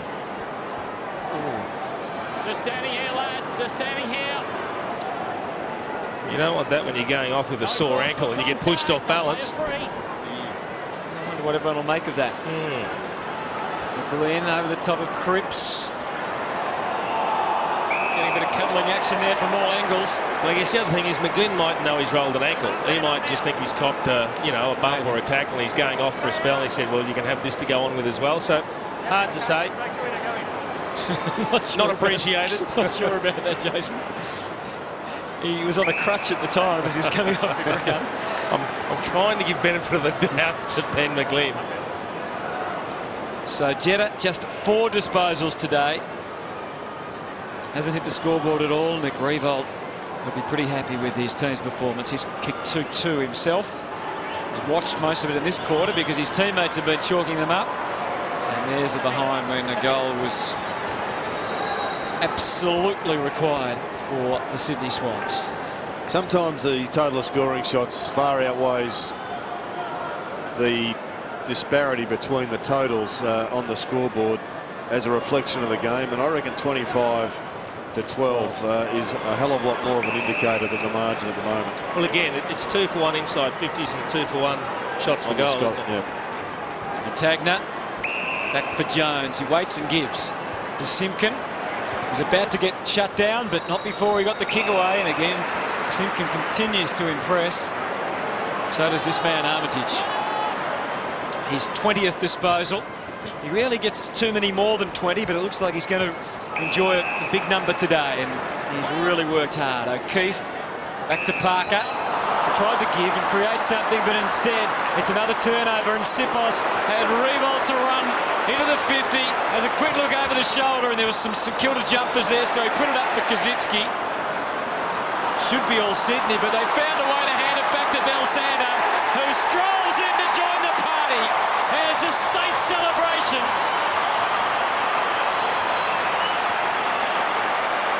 Well, Hutto, you asked me about where the Saints were at the start of the program, and I thought this game was going to give us a fair indicator of where it was at.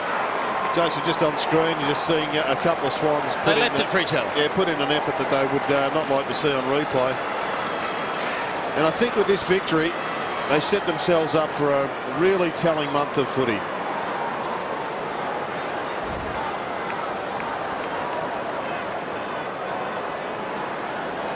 Well, they're back to good form at Etihad Stadium, so aren't they? 4 wins from 5. It was a strange old loss in some ways to Fremantle when you look back on it now, but that's their only problem they've had this year here at Etihad Stadium, which has been such a wonderful venue for them through their prime years. Armitage is hungry for more, and Stephen Milne's always wanting another one if he can. Well, they've got Richmond here next week. That's going to be almost a sellout, I would think. That is going to be a blockbuster. The Gold Coast up on the Gold Coast, then Adelaide over in Adelaide to buy North Melbourne. So they've got a good run coming. They should win some games there, and if they could knock off Richmond and Adelaide, they'll finish in the top 6, which is a big rebound from where they were at the start. So Sipos with a bit of a run and a big launch into the square. Malira, he liked his chances, and even better, Saad.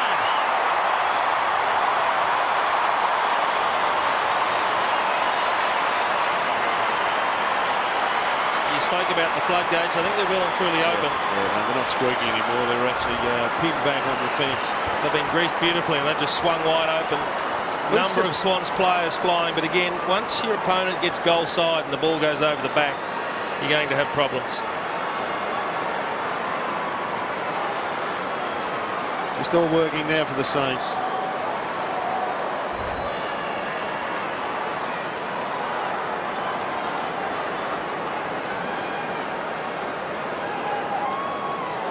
(14-13-97), 7-5, 47. The margin is 50 points and ever growing here at Etihad Stadium. Ryan O'Keefe now floating loose in defence for Sydney.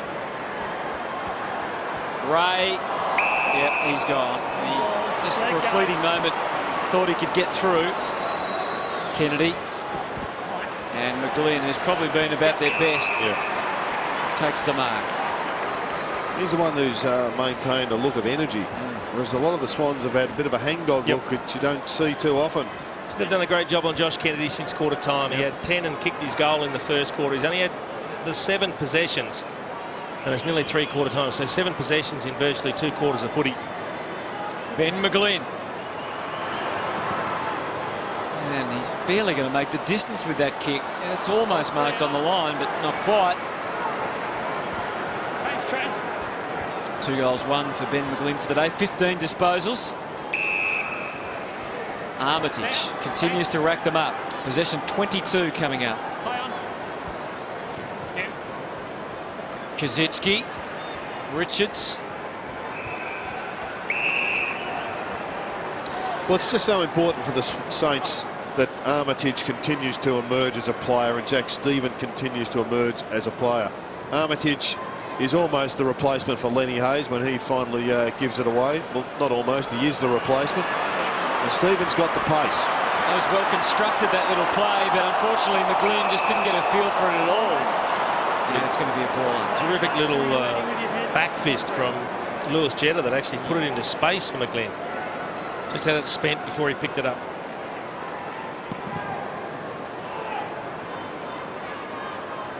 Volleyed away by Ray. Kennedy, McGlynn, the umpire was a factor there as well. Saad, he's in the team, I know, to kick goals, but they love the way he can run and apply some pressure. Quick kick away from Montagna, ends up in Sydney hands. Richards, seen that a bit. He read that well, Ted Richards, because Sipos had just drifted up towards the contest and really put himself in no man's land. Loved the work right there of Brendan Goddard. Went in, did the tackle, and then immediately got up and sprinted to pick up Malcheski. McVeigh.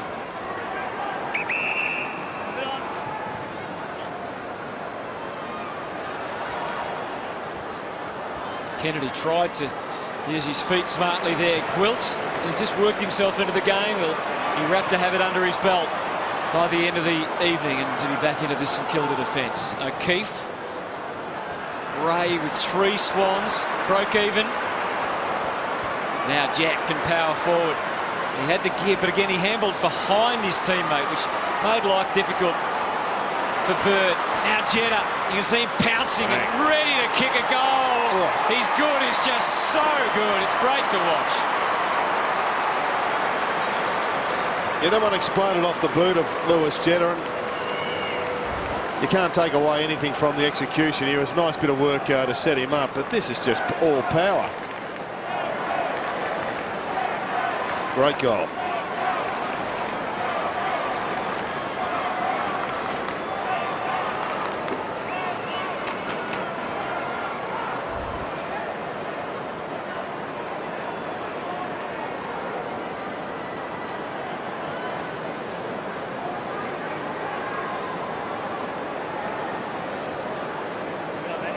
It was a big margin, 43 points.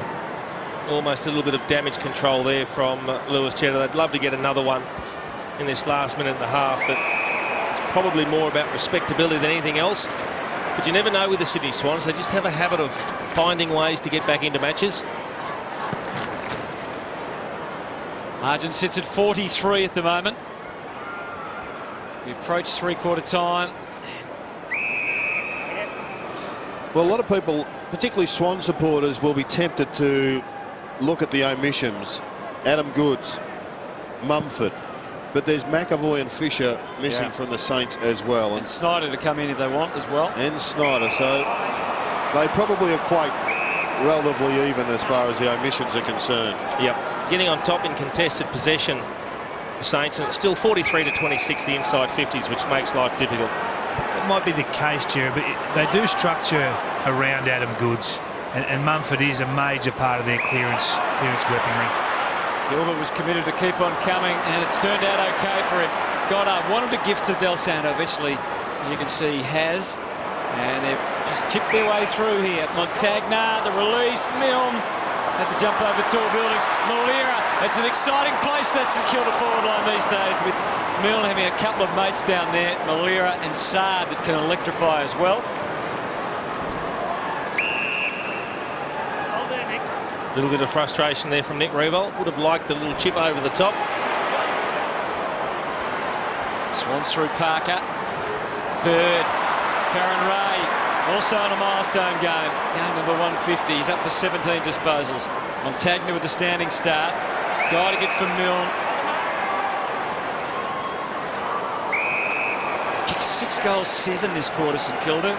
Stephen takes the grab. But it's a repeat effort of the second term. They dominated the second quarter and didn't put them away, and they've done the same. Although it's pretty good breathing space at 44 points. Yeah, it's hard to mount a case, isn't it, for the Swans at this stage? Theoretically, they're in it, but the Saints are right over the top at the moment and really deserve. He's still not happy, Nick Revolt. Captain. All right. 44 points. The Saints 14-14-98. The Swans 8-6-54. Big last quarter ahead.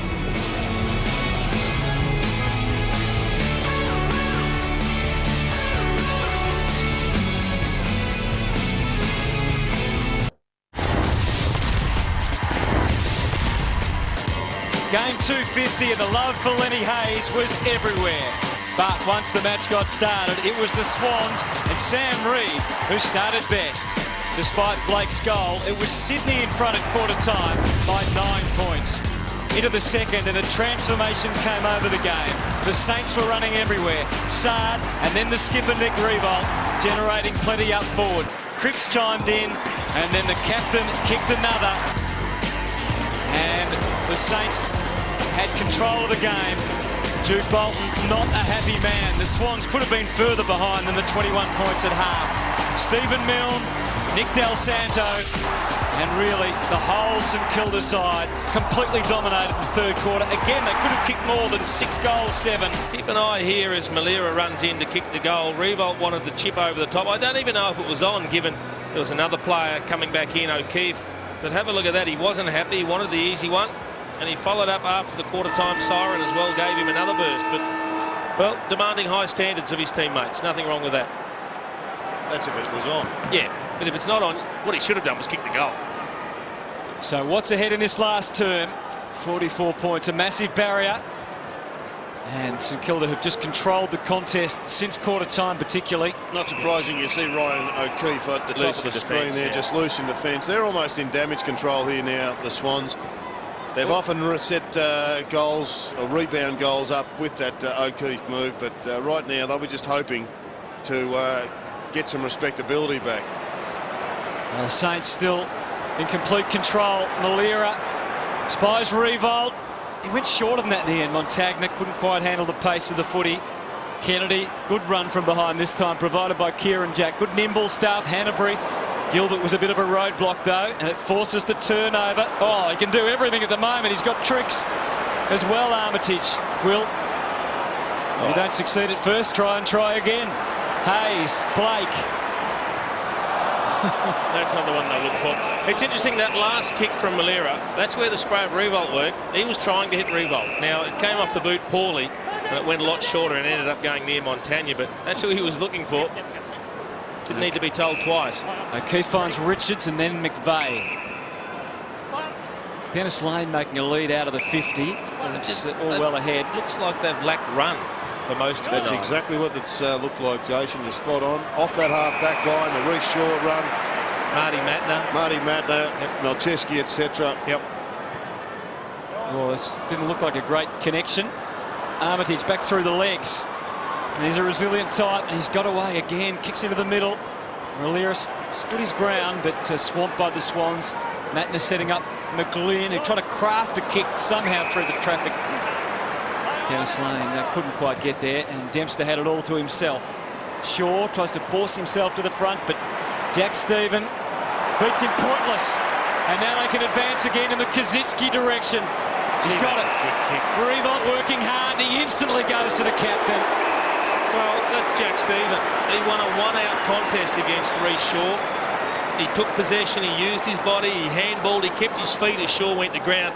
And then the ability to hit Kaczynski with a difficult ball, because it's not natural to kick it back inboard on the right foot from there. And that was in the one spot that O'Keefe couldn't spoil it. Well, I'm not sure if I can remember the last time that either Hayes, Del Santo or Montagna weren't on top of the St Kilda disposals. It's Armitage and Stephen today. So maybe the baton in some ways being passed, and there's a great grab from Sipos. You wonder how that can happen when you've got a ruckman and key defenders down there, and then a little chip pass into space. This is unravelling very quickly for Sydney. I think it's the appropriate word, unravelling. And I think also we're seeing just what the Swans are lacking. We know they've got the great talent in Sam Reid, but he hasn't had that extra tall, like we just saw Kaczynski and Rewald combining together. The other two tools that were selected today just haven't quite got that capacity. Montagna, haven't they missed some today? I think the other side of it, Hutto, is the youth on show from St Kilda. We haven't seen a batch of 4 or 5 players come through together that have given such excitement as early as this. And I think Scotty Waters would be absolutely thrilled with what he's seen over the last 3 or 4 weeks. Sure, and there's the example of the prowess in the air. Gee, come on. For Sam Reid. He reaches over the top of packs with those arms. And Done a bit of damage yeah, at the pack Farron as Ray. well. Oh, they caught one right in the back. Hanbury, careful kick to McGlynn. Roberts Thompson calling for it on the 50. To be honest, most of the bases are covered, so he goes short to McVeigh. It is the great frustration at the moment for the Swans and Sam Reid, though. He's taking that one up on the half-back line. He's taken just one in the forward 50. And there's a good grab from Parker. And I'm not suggesting that's his or his total responsibility. The ball hasn't come in, allowing him to do that, and a lot of the time his positioning has been as the highest tall forward, which means when he leads, he's getting them up the ground like we just saw there. So it's on the boot here of Parker to trim the margin to 39 points. Alas. Another miss. Just gets the knee right in the middle of the base of the back. Very painful, but good courage from Farron Ray, sitting under the high ball. Game number 150 for him. He hasn't been their worst. He's had 17 possessions. Worked pretty hard. Here's Gwilt. Johnson should be able to come over the top. In fact, he left it for Reid again, and the man in front of all of that was Mike Pike. And a lot of Saints fans were wrapped when Wilt's name came back on the selection sheet as an in. He does a lot of the kicking out. He's just that extra tall that's been lacking down there. Jeddah's long ball was Just to that man there. Well, couldn't have kicked the more St Kilda players if he tried, I don't think. Goddard comes marching out of defence. 16 disposals for Brendan Goddard. Just kept it in. Oh, Cripps would like another crack at that. Who's impressed you the most out of those kids that we were referring to before, Jared? Well, Jack Stephen for mine is the one that really makes St Kilda a far more potent side through the middle of the ground. It's great to have the finishers. They've got 3 of them. One of them's really old and 2 of them are quite young. But Stephen, to me, gives them that hardness and pace through the middle of the ground. As the Armitage adds to the hardness, he doesn't have the outside pace that a Jack Stephen has. Stephen's got a little bit of a problem with his kicking, but that seems to be getting better and better each and every week we see him. He's learning to kick goals as well. He's kicked another couple today.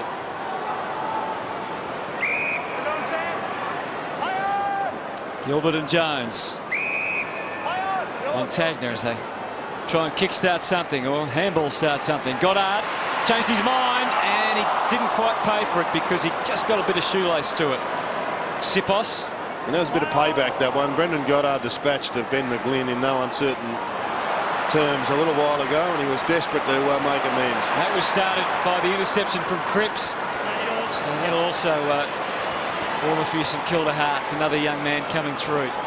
Richards works O'Keefe and then Shaw. It's the value of the extra in defence, but it hurts you at the other end of the ground. Which we're about to see as Shaw thumps it deep. Now McGlynn has got away from Goddard, engages him. Was it a free? No, it's a mark. And he handballed, ambitious handball, but all right to Marty Matner. In game 200, something to smile about for Marty. No. And then McGlynn goes over and tells Goddard all about the mark. They've had a good little battle. It's been good. There's plenty happening off the ball on that one. It looked like he was just going to give away a silly free kick, and in the end, he held himself in the air and took the mark.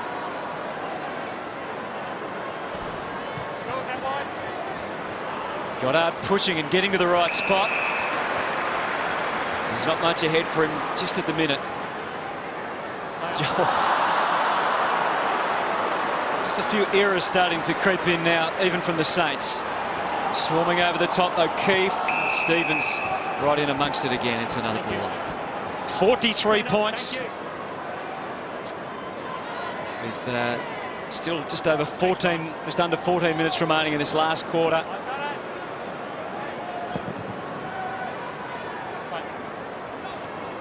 Everyone has a bit of a crack. Everyone's had a go at being a ruckman today at some stage. Hayes through the fingers out to Montagna, who delayed the kick till he had something ahead of him. He didn't really have anything as a prime target. Richards, it's labour intensive for the Swans, isn't it, at the moment? They are all over them, the Saints. Parker looking to weave something. Well, McVeigh trying his best. And it comes unglued across half back. Jones back to Farron, back to Simpkin. Getting a little scrappy at times. We salivated over the original matchup of Hayes on Josh Kennedy. Yeah. You wouldn't say either of them has been a dominant player. Diving effort from Dennis Lane, almost enough for Birdu. Oh, must have come close to earning a free kick there. They might have a say anyway. Jetta pounces. There's a free kick here. It's coming back. Back here where he kicked it. Lewis Jetta. Gets another go. Lewis, you get the option of a point or another kick. What do you want? Gee, what do you want? No worries. Gee, can I have a think about it? No? Lenny Hayes up to 22 possessions in game 250. Josh Kennedy's had the 20. Kicked a goal. Neither's been dominant. Both been serviceable without being dominant.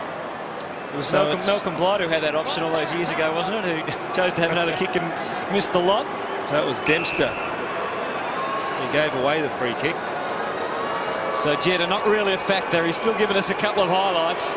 Just 7 disposals and 1 goal won for the afternoon. This from 40, relatively elementary. And you can chalk up another goal for the Sydney Swans.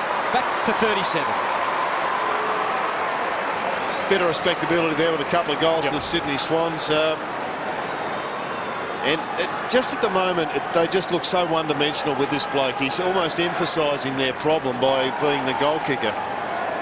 They've just got to find, and we know that Adam Goods is out at the present time, but that's an issue that they're going to have to just deal with and maintain their position inside the 8. They've got the Western Bulldogs next week, who are back in reasonable form, Essendon and Geelong to test them.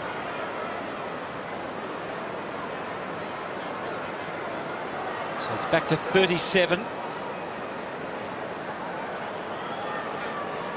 And even the most hopeful of Sydney fan would think that's a bridge too far. But they want to finish off strongly. And I'm sure the Saints won't want to see this lead eroded. Hayes, wouldn't he love a goal, but not to be this time. It's his 7th clearance, Lenny Hayes. Geez, he read it well. Was involved initially, didn't get it, but he just kept following up. Richards, they got themselves in a little bit of a pickle, but O'Keefe good enough to get them out. And finally, a little bit of run and overlap. Malcheski. That's what's been missing the whole day, really, this burst off the half-back line. And it's set up for Dennis Lane. Probably had a better structure since he's been on the ground. And he can burn them off, and maybe it was a wobbly one. Might get through. It does to Jack. Great cross.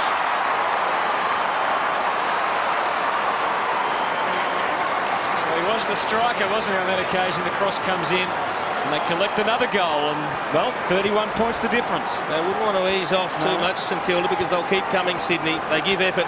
It's one of the few times today they've been able to kick to space and have runners running ahead of the football. It was an ordinary old kick off the boot from Trent Dennis Lane, but Kieran Jack working hard as well. He didn't pull up when it looked like he was definitely having a shot for goal. He didn't pull up. He kept working. Well, he won't be happy, will he? Because we saw his animation earlier at the start of the quarter and into that third quarter when they gave goals up and didn't capitalise. Should have put the game away in the second quarter. Should have put it away in the third quarter. Still haven't. And the Swans are still coming. It's 31 points, and they've somehow found something here, the Swans. Still the odds stacked heavily against them, but you can see there's more verve about their play. They're suddenly hungry for the footy and for the contest. Hanbury tries to shuffle it around in his hands to get into the right spot. Didn't advance the cause too much, but Kennedy made it look very good. And all of a sudden they're running and gunning. Jack, it might not quite do enough, but the Saints taking no chances. Didn't have a real feel for it there, Kieran Jack. No need to rush that kick. He had to go back and either have a set shot or set it up.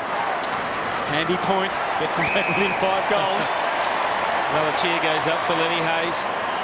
Wouldn't be hard being a statistician collecting Lenny Hayes' totals today. We spoke about the disparity in inside 50s, but this quarter it's 9-4 in Sydney's favour, and there's been nothing fancy about it. Just pushing the ball forward and giving the forwards a chance. Are they tiring at all, St Kilda, remembering they come back from Perth last week, playing late on the Sunday? I think it's just having a look at the scoreboard, Hutto, and psychologically putting a little bit of a cue in the rack. Ooh, Simpkin. Their forward pressure's dropped off, which has allowed the Swans to play their game off half-back line. Jack Stephen would love a big blow here. Angles the kick to the captain. They knew it was going that way, though. Revolt circling it. Del Santo. Cripps has a habit of kicking these close to goal. Straight up. Make the distance. O'Keefe. Touch. Does he know that? He doesn't. No one knows it. They better tell him quickly. Graham. Suddenly you can feel the intensity of the crowd here. And that's just accidental high contact. Alex Johnson's hurt himself. He's in a bit of difficulty.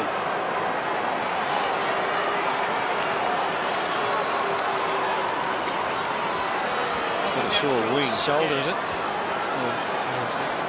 Nursing that left arm, isn't he? Well, he sets it up.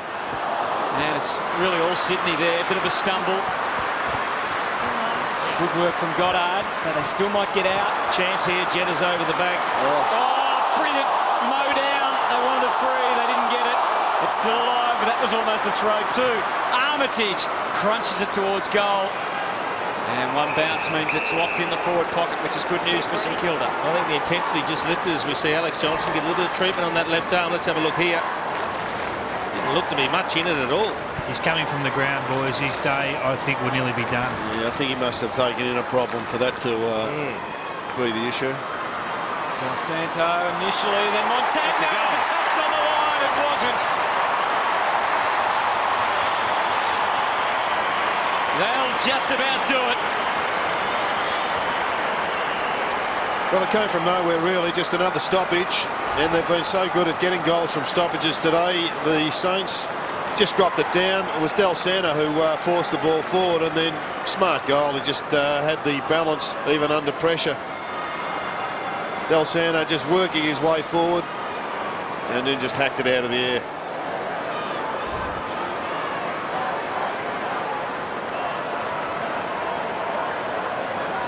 Treatment for Alex Johnson. Around the elbow area, a little bit above. He's in some pain. He's been a really handy player for them too, hasn't he, in the last 12 months? He's coming in unexpectedly, really, and has commanded a place in their best 18. So they wouldn't want to lose him, but he might need some remedial work. Anyway, let's watch back at the action. The first thing they'd be doing is taking an X-ray. It didn't look good, did it? Not when you're in that much pain. No. Kick from Smith wide onto the wing. Door opens a fraction for Bolton. Wilt protecting it. Brendan Gutto coming from the ground, escorted by the runner, so they're pretty keen to get him off. That is serious pain, isn't it? Yeah, you'd be surprised if there's not a fracture there of some sort. Out the back. Ball's out the back. Ball. Okay, all right. He's in a lot of pain, isn't he? Got the humerus they're looking at there, Jared? Yep, that's what they're looking at, but it's just hard to see that. Do you think it was already done before then, maybe? Well, we haven't got any vision other than what we've seen, and he seemed to attack the ball with, confidence as if he wasn't in pain. Reed takes the mark. Try and send it back to 5 goals. Get a good look at his kicking technique here. Something that he has struggled with to date, putting some ice on it. He's still... I wish they'd give him something for the pain. Gee. There's 6 goals, 9 for the season, and it was almost like there was no pressure on that. He just waltzed in and kicked the goal. Well, let's hope for Swans supporters' sakes that we're going to see more of this from Sam Reid, and for Sam Reid himself. Struggled so far this season. There's a long way to go in this year for him to be able to re-emerge as a dominant young gun in the competition. It's a beautiful technique. No issues there on that occasion. The Swans really need him to find some form. He just looks so much more relaxed when he kicked that one. That's 2 goals for the afternoon for Sam Reid. 30 points in it. Crowd of 35,000 almost at Etihad Stadium. I'll be interested in David King's report when he gets a chance to speak to the Swans as to what the problem with Johnson is. Also highlights the amazing flexibility of Sean Dempster. He's spent most of the day on Lewis Jetta doing a great job further afield. Now he's playing fullback on Sam Reid, so he can play on the fastest small player and on their key tall. Melcheski spearing ball. Bit of an unguided missile over the 50. And it escapes all comers. Not that that was a real worry for Jason Graham. We're down to 7 minutes 50 now, so the Swans needs to instantly come up with 2 or 3 really quick goals to put any sort of pressure back on the Saints. Pike, this could be one of them. McVeigh shovel it out to McGlynn. Well, the idea was right, but the execution not all that flash. Probably needed to go to the top. Yep. I mean, a left foot boomerang across the body. Across the body with nearly the impossible. pressure going away. Wilt for Revolt. Milne arrives and he waits at the back, but it gets through the cracks to Shaw. They can set up Melcheski and then Jack, who has a bit of a run into it. Now, is that required distance? It is. Hanbury plays on anyway. And little McGlynn, they certainly are running much more now than they have been for the whole day.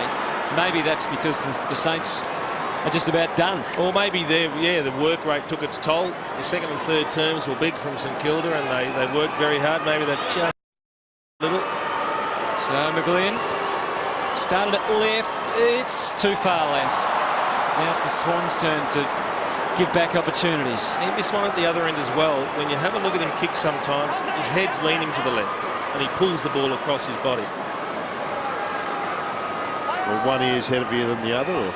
I don't know what it is, but it's not great body posture at the time of kicking the ball, which is pretty important. Now, Saints not in a hurry here, and you can understand that. Montagna, they've got a couple out this side. Jack Stephen is one of them. He slowed up a little bit, but he still managed to collect 23 disposals. Revolt, you can make it, I was going to say 24, but he doesn't dispose of that one. McVeigh, great tackle, Jack Stephen, almost could have been rewarded. McGlynn clean bowled. There's some tired boys on both sides. Burr, that was slick stuff to McVeigh. Feel like the intensity's not there anymore, and it's just opened up for the Swans, who perhaps over-possess it but and Malcheski was on his wrong side. If there was another 10 minutes plus the 10 we've got to go, they'd be half a chance here. Yep, absolutely. They're full of running now, Sydney, but just a little bit wasteful in front of goal. Even if they landed one of those last ones, it would have just created some nerves amongst the Saints. I also think the Saints now, Jared, are just trying to slow things down a little bit. They're just trying to hit some targets. Free kick, if that's against Graham, I reckon, off the ball. Yep. Big Mike. No Pike, big thundering kick into the pocket. Oh, Cheddar came, he shaped to take the mark of the year. But in the end, he didn't even really fly for the, put the hands up for the footy.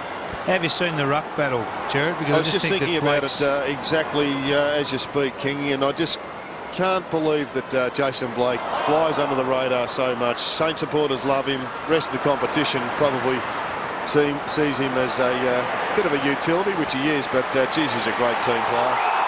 That's still hunting. And the advantage flows after the Milne tackle into the full forward area. Grundy had to distribute it quickly. O'Keefe, good tackling, good careful tackling from Saad. They team up with Malira. Well, Jason Blake was their ruckman of choice a number of times under Grant Thomas all those years ago, and he's gone full circle, and in the time of need he's been able to do the job again. Well, Saad has laid 11 tackles today for St Kilda, and that is a marvellous effort.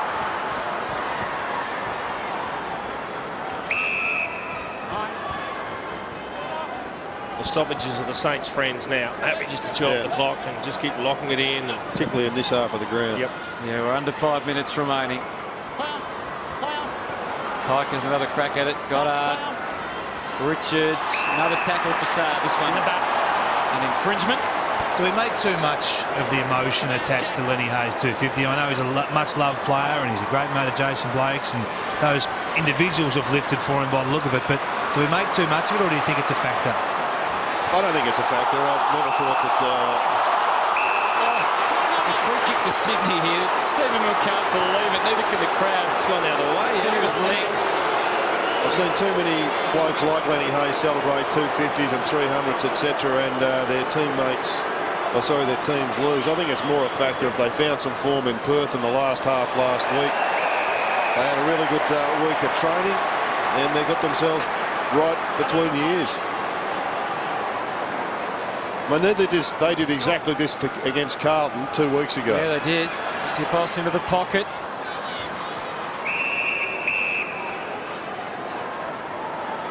Which makes them a dangerous side as we look to the second half of the season. They're building. They're introducing young players, as you said, Kingy, and they've got some good players to come back. Pike.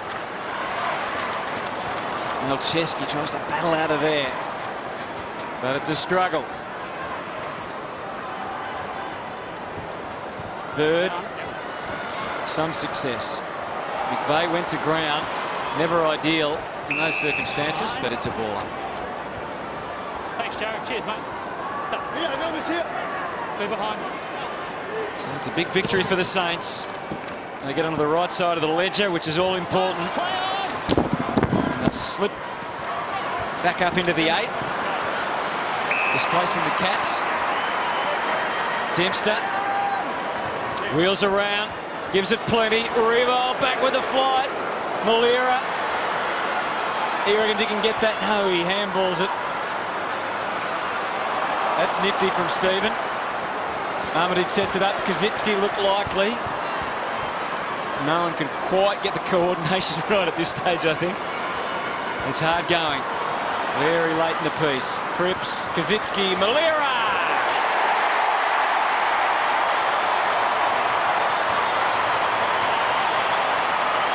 And the addition of Malira and Saad, it really has changed the mix-up forward, Jason, hasn't it? they have some blokes that can seriously crumb now. Whenever the ball hits the packs and then hits the decks, if it's not Malira or Milne, it's Saad. And they're always there. They're hitting it at speed. I mean, Malira was the one that crumbed the ball first time and then kept it alive and kept it in play. And Here he is again at the bottom of a pack, getting the ball fed out to him and snapping the goal. So very dangerous at ground level and in the air. Well, Lenny was on the bench there, but he's back on the ground now. Lenny's happy, Scotty's happy, everybody's happy. What a marvel he's been. All the plaudits during the week, so richly deserved. Apparently he's got long toes. That's about his worst fault, according to his teammates. Yeah, that's the only criticism I've heard of him for about 10 years. Yeah. I think it's a factor in the result, Jason, the emotional build-up to a milestone game, not just for Lenny Hayes, but for other players. I think more so for the other players, not for Lenny. I think they view him as the absolute soul of this football club. And Stephen Milne. Speaking of Crummers, he'll be disappointed with that. That's bread and butter for Stevie Milne. He read it beautifully, just caught the wrong side of the ball as he tried to kick that one around the body. I guess we never really know the definitive answer to that It's an question. intangible. Yeah. But it will be a factor now when the game's over and this late. They'll all just thrive on the fact that they've been able to have such a big victory to celebrate a marvellous milestone. Gilbert. I think that's the point. It's great if it all works, but to me it's a bit of a knock on professional footballs if you get yourself up more if you're celebrating a milestone. Kieran Jack. But we are all human though, Jared. I guess that's the thing you can say, that it doesn't have a factor as Jetta runs around and pops through another one. That's 3 for the day for Lewis Jetta. No, I agree with what you're saying, Jared. I don't think you try any harder because of given circumstances or whatever. If you're a professional footballer, you go out, you give it your best, but there's just so much sentiment involved and attached to Lenny Hayes, the teammate, I think, for the rest of the crew. I think that's what's going to make the victory so much better to enjoy, because that is been associated with it.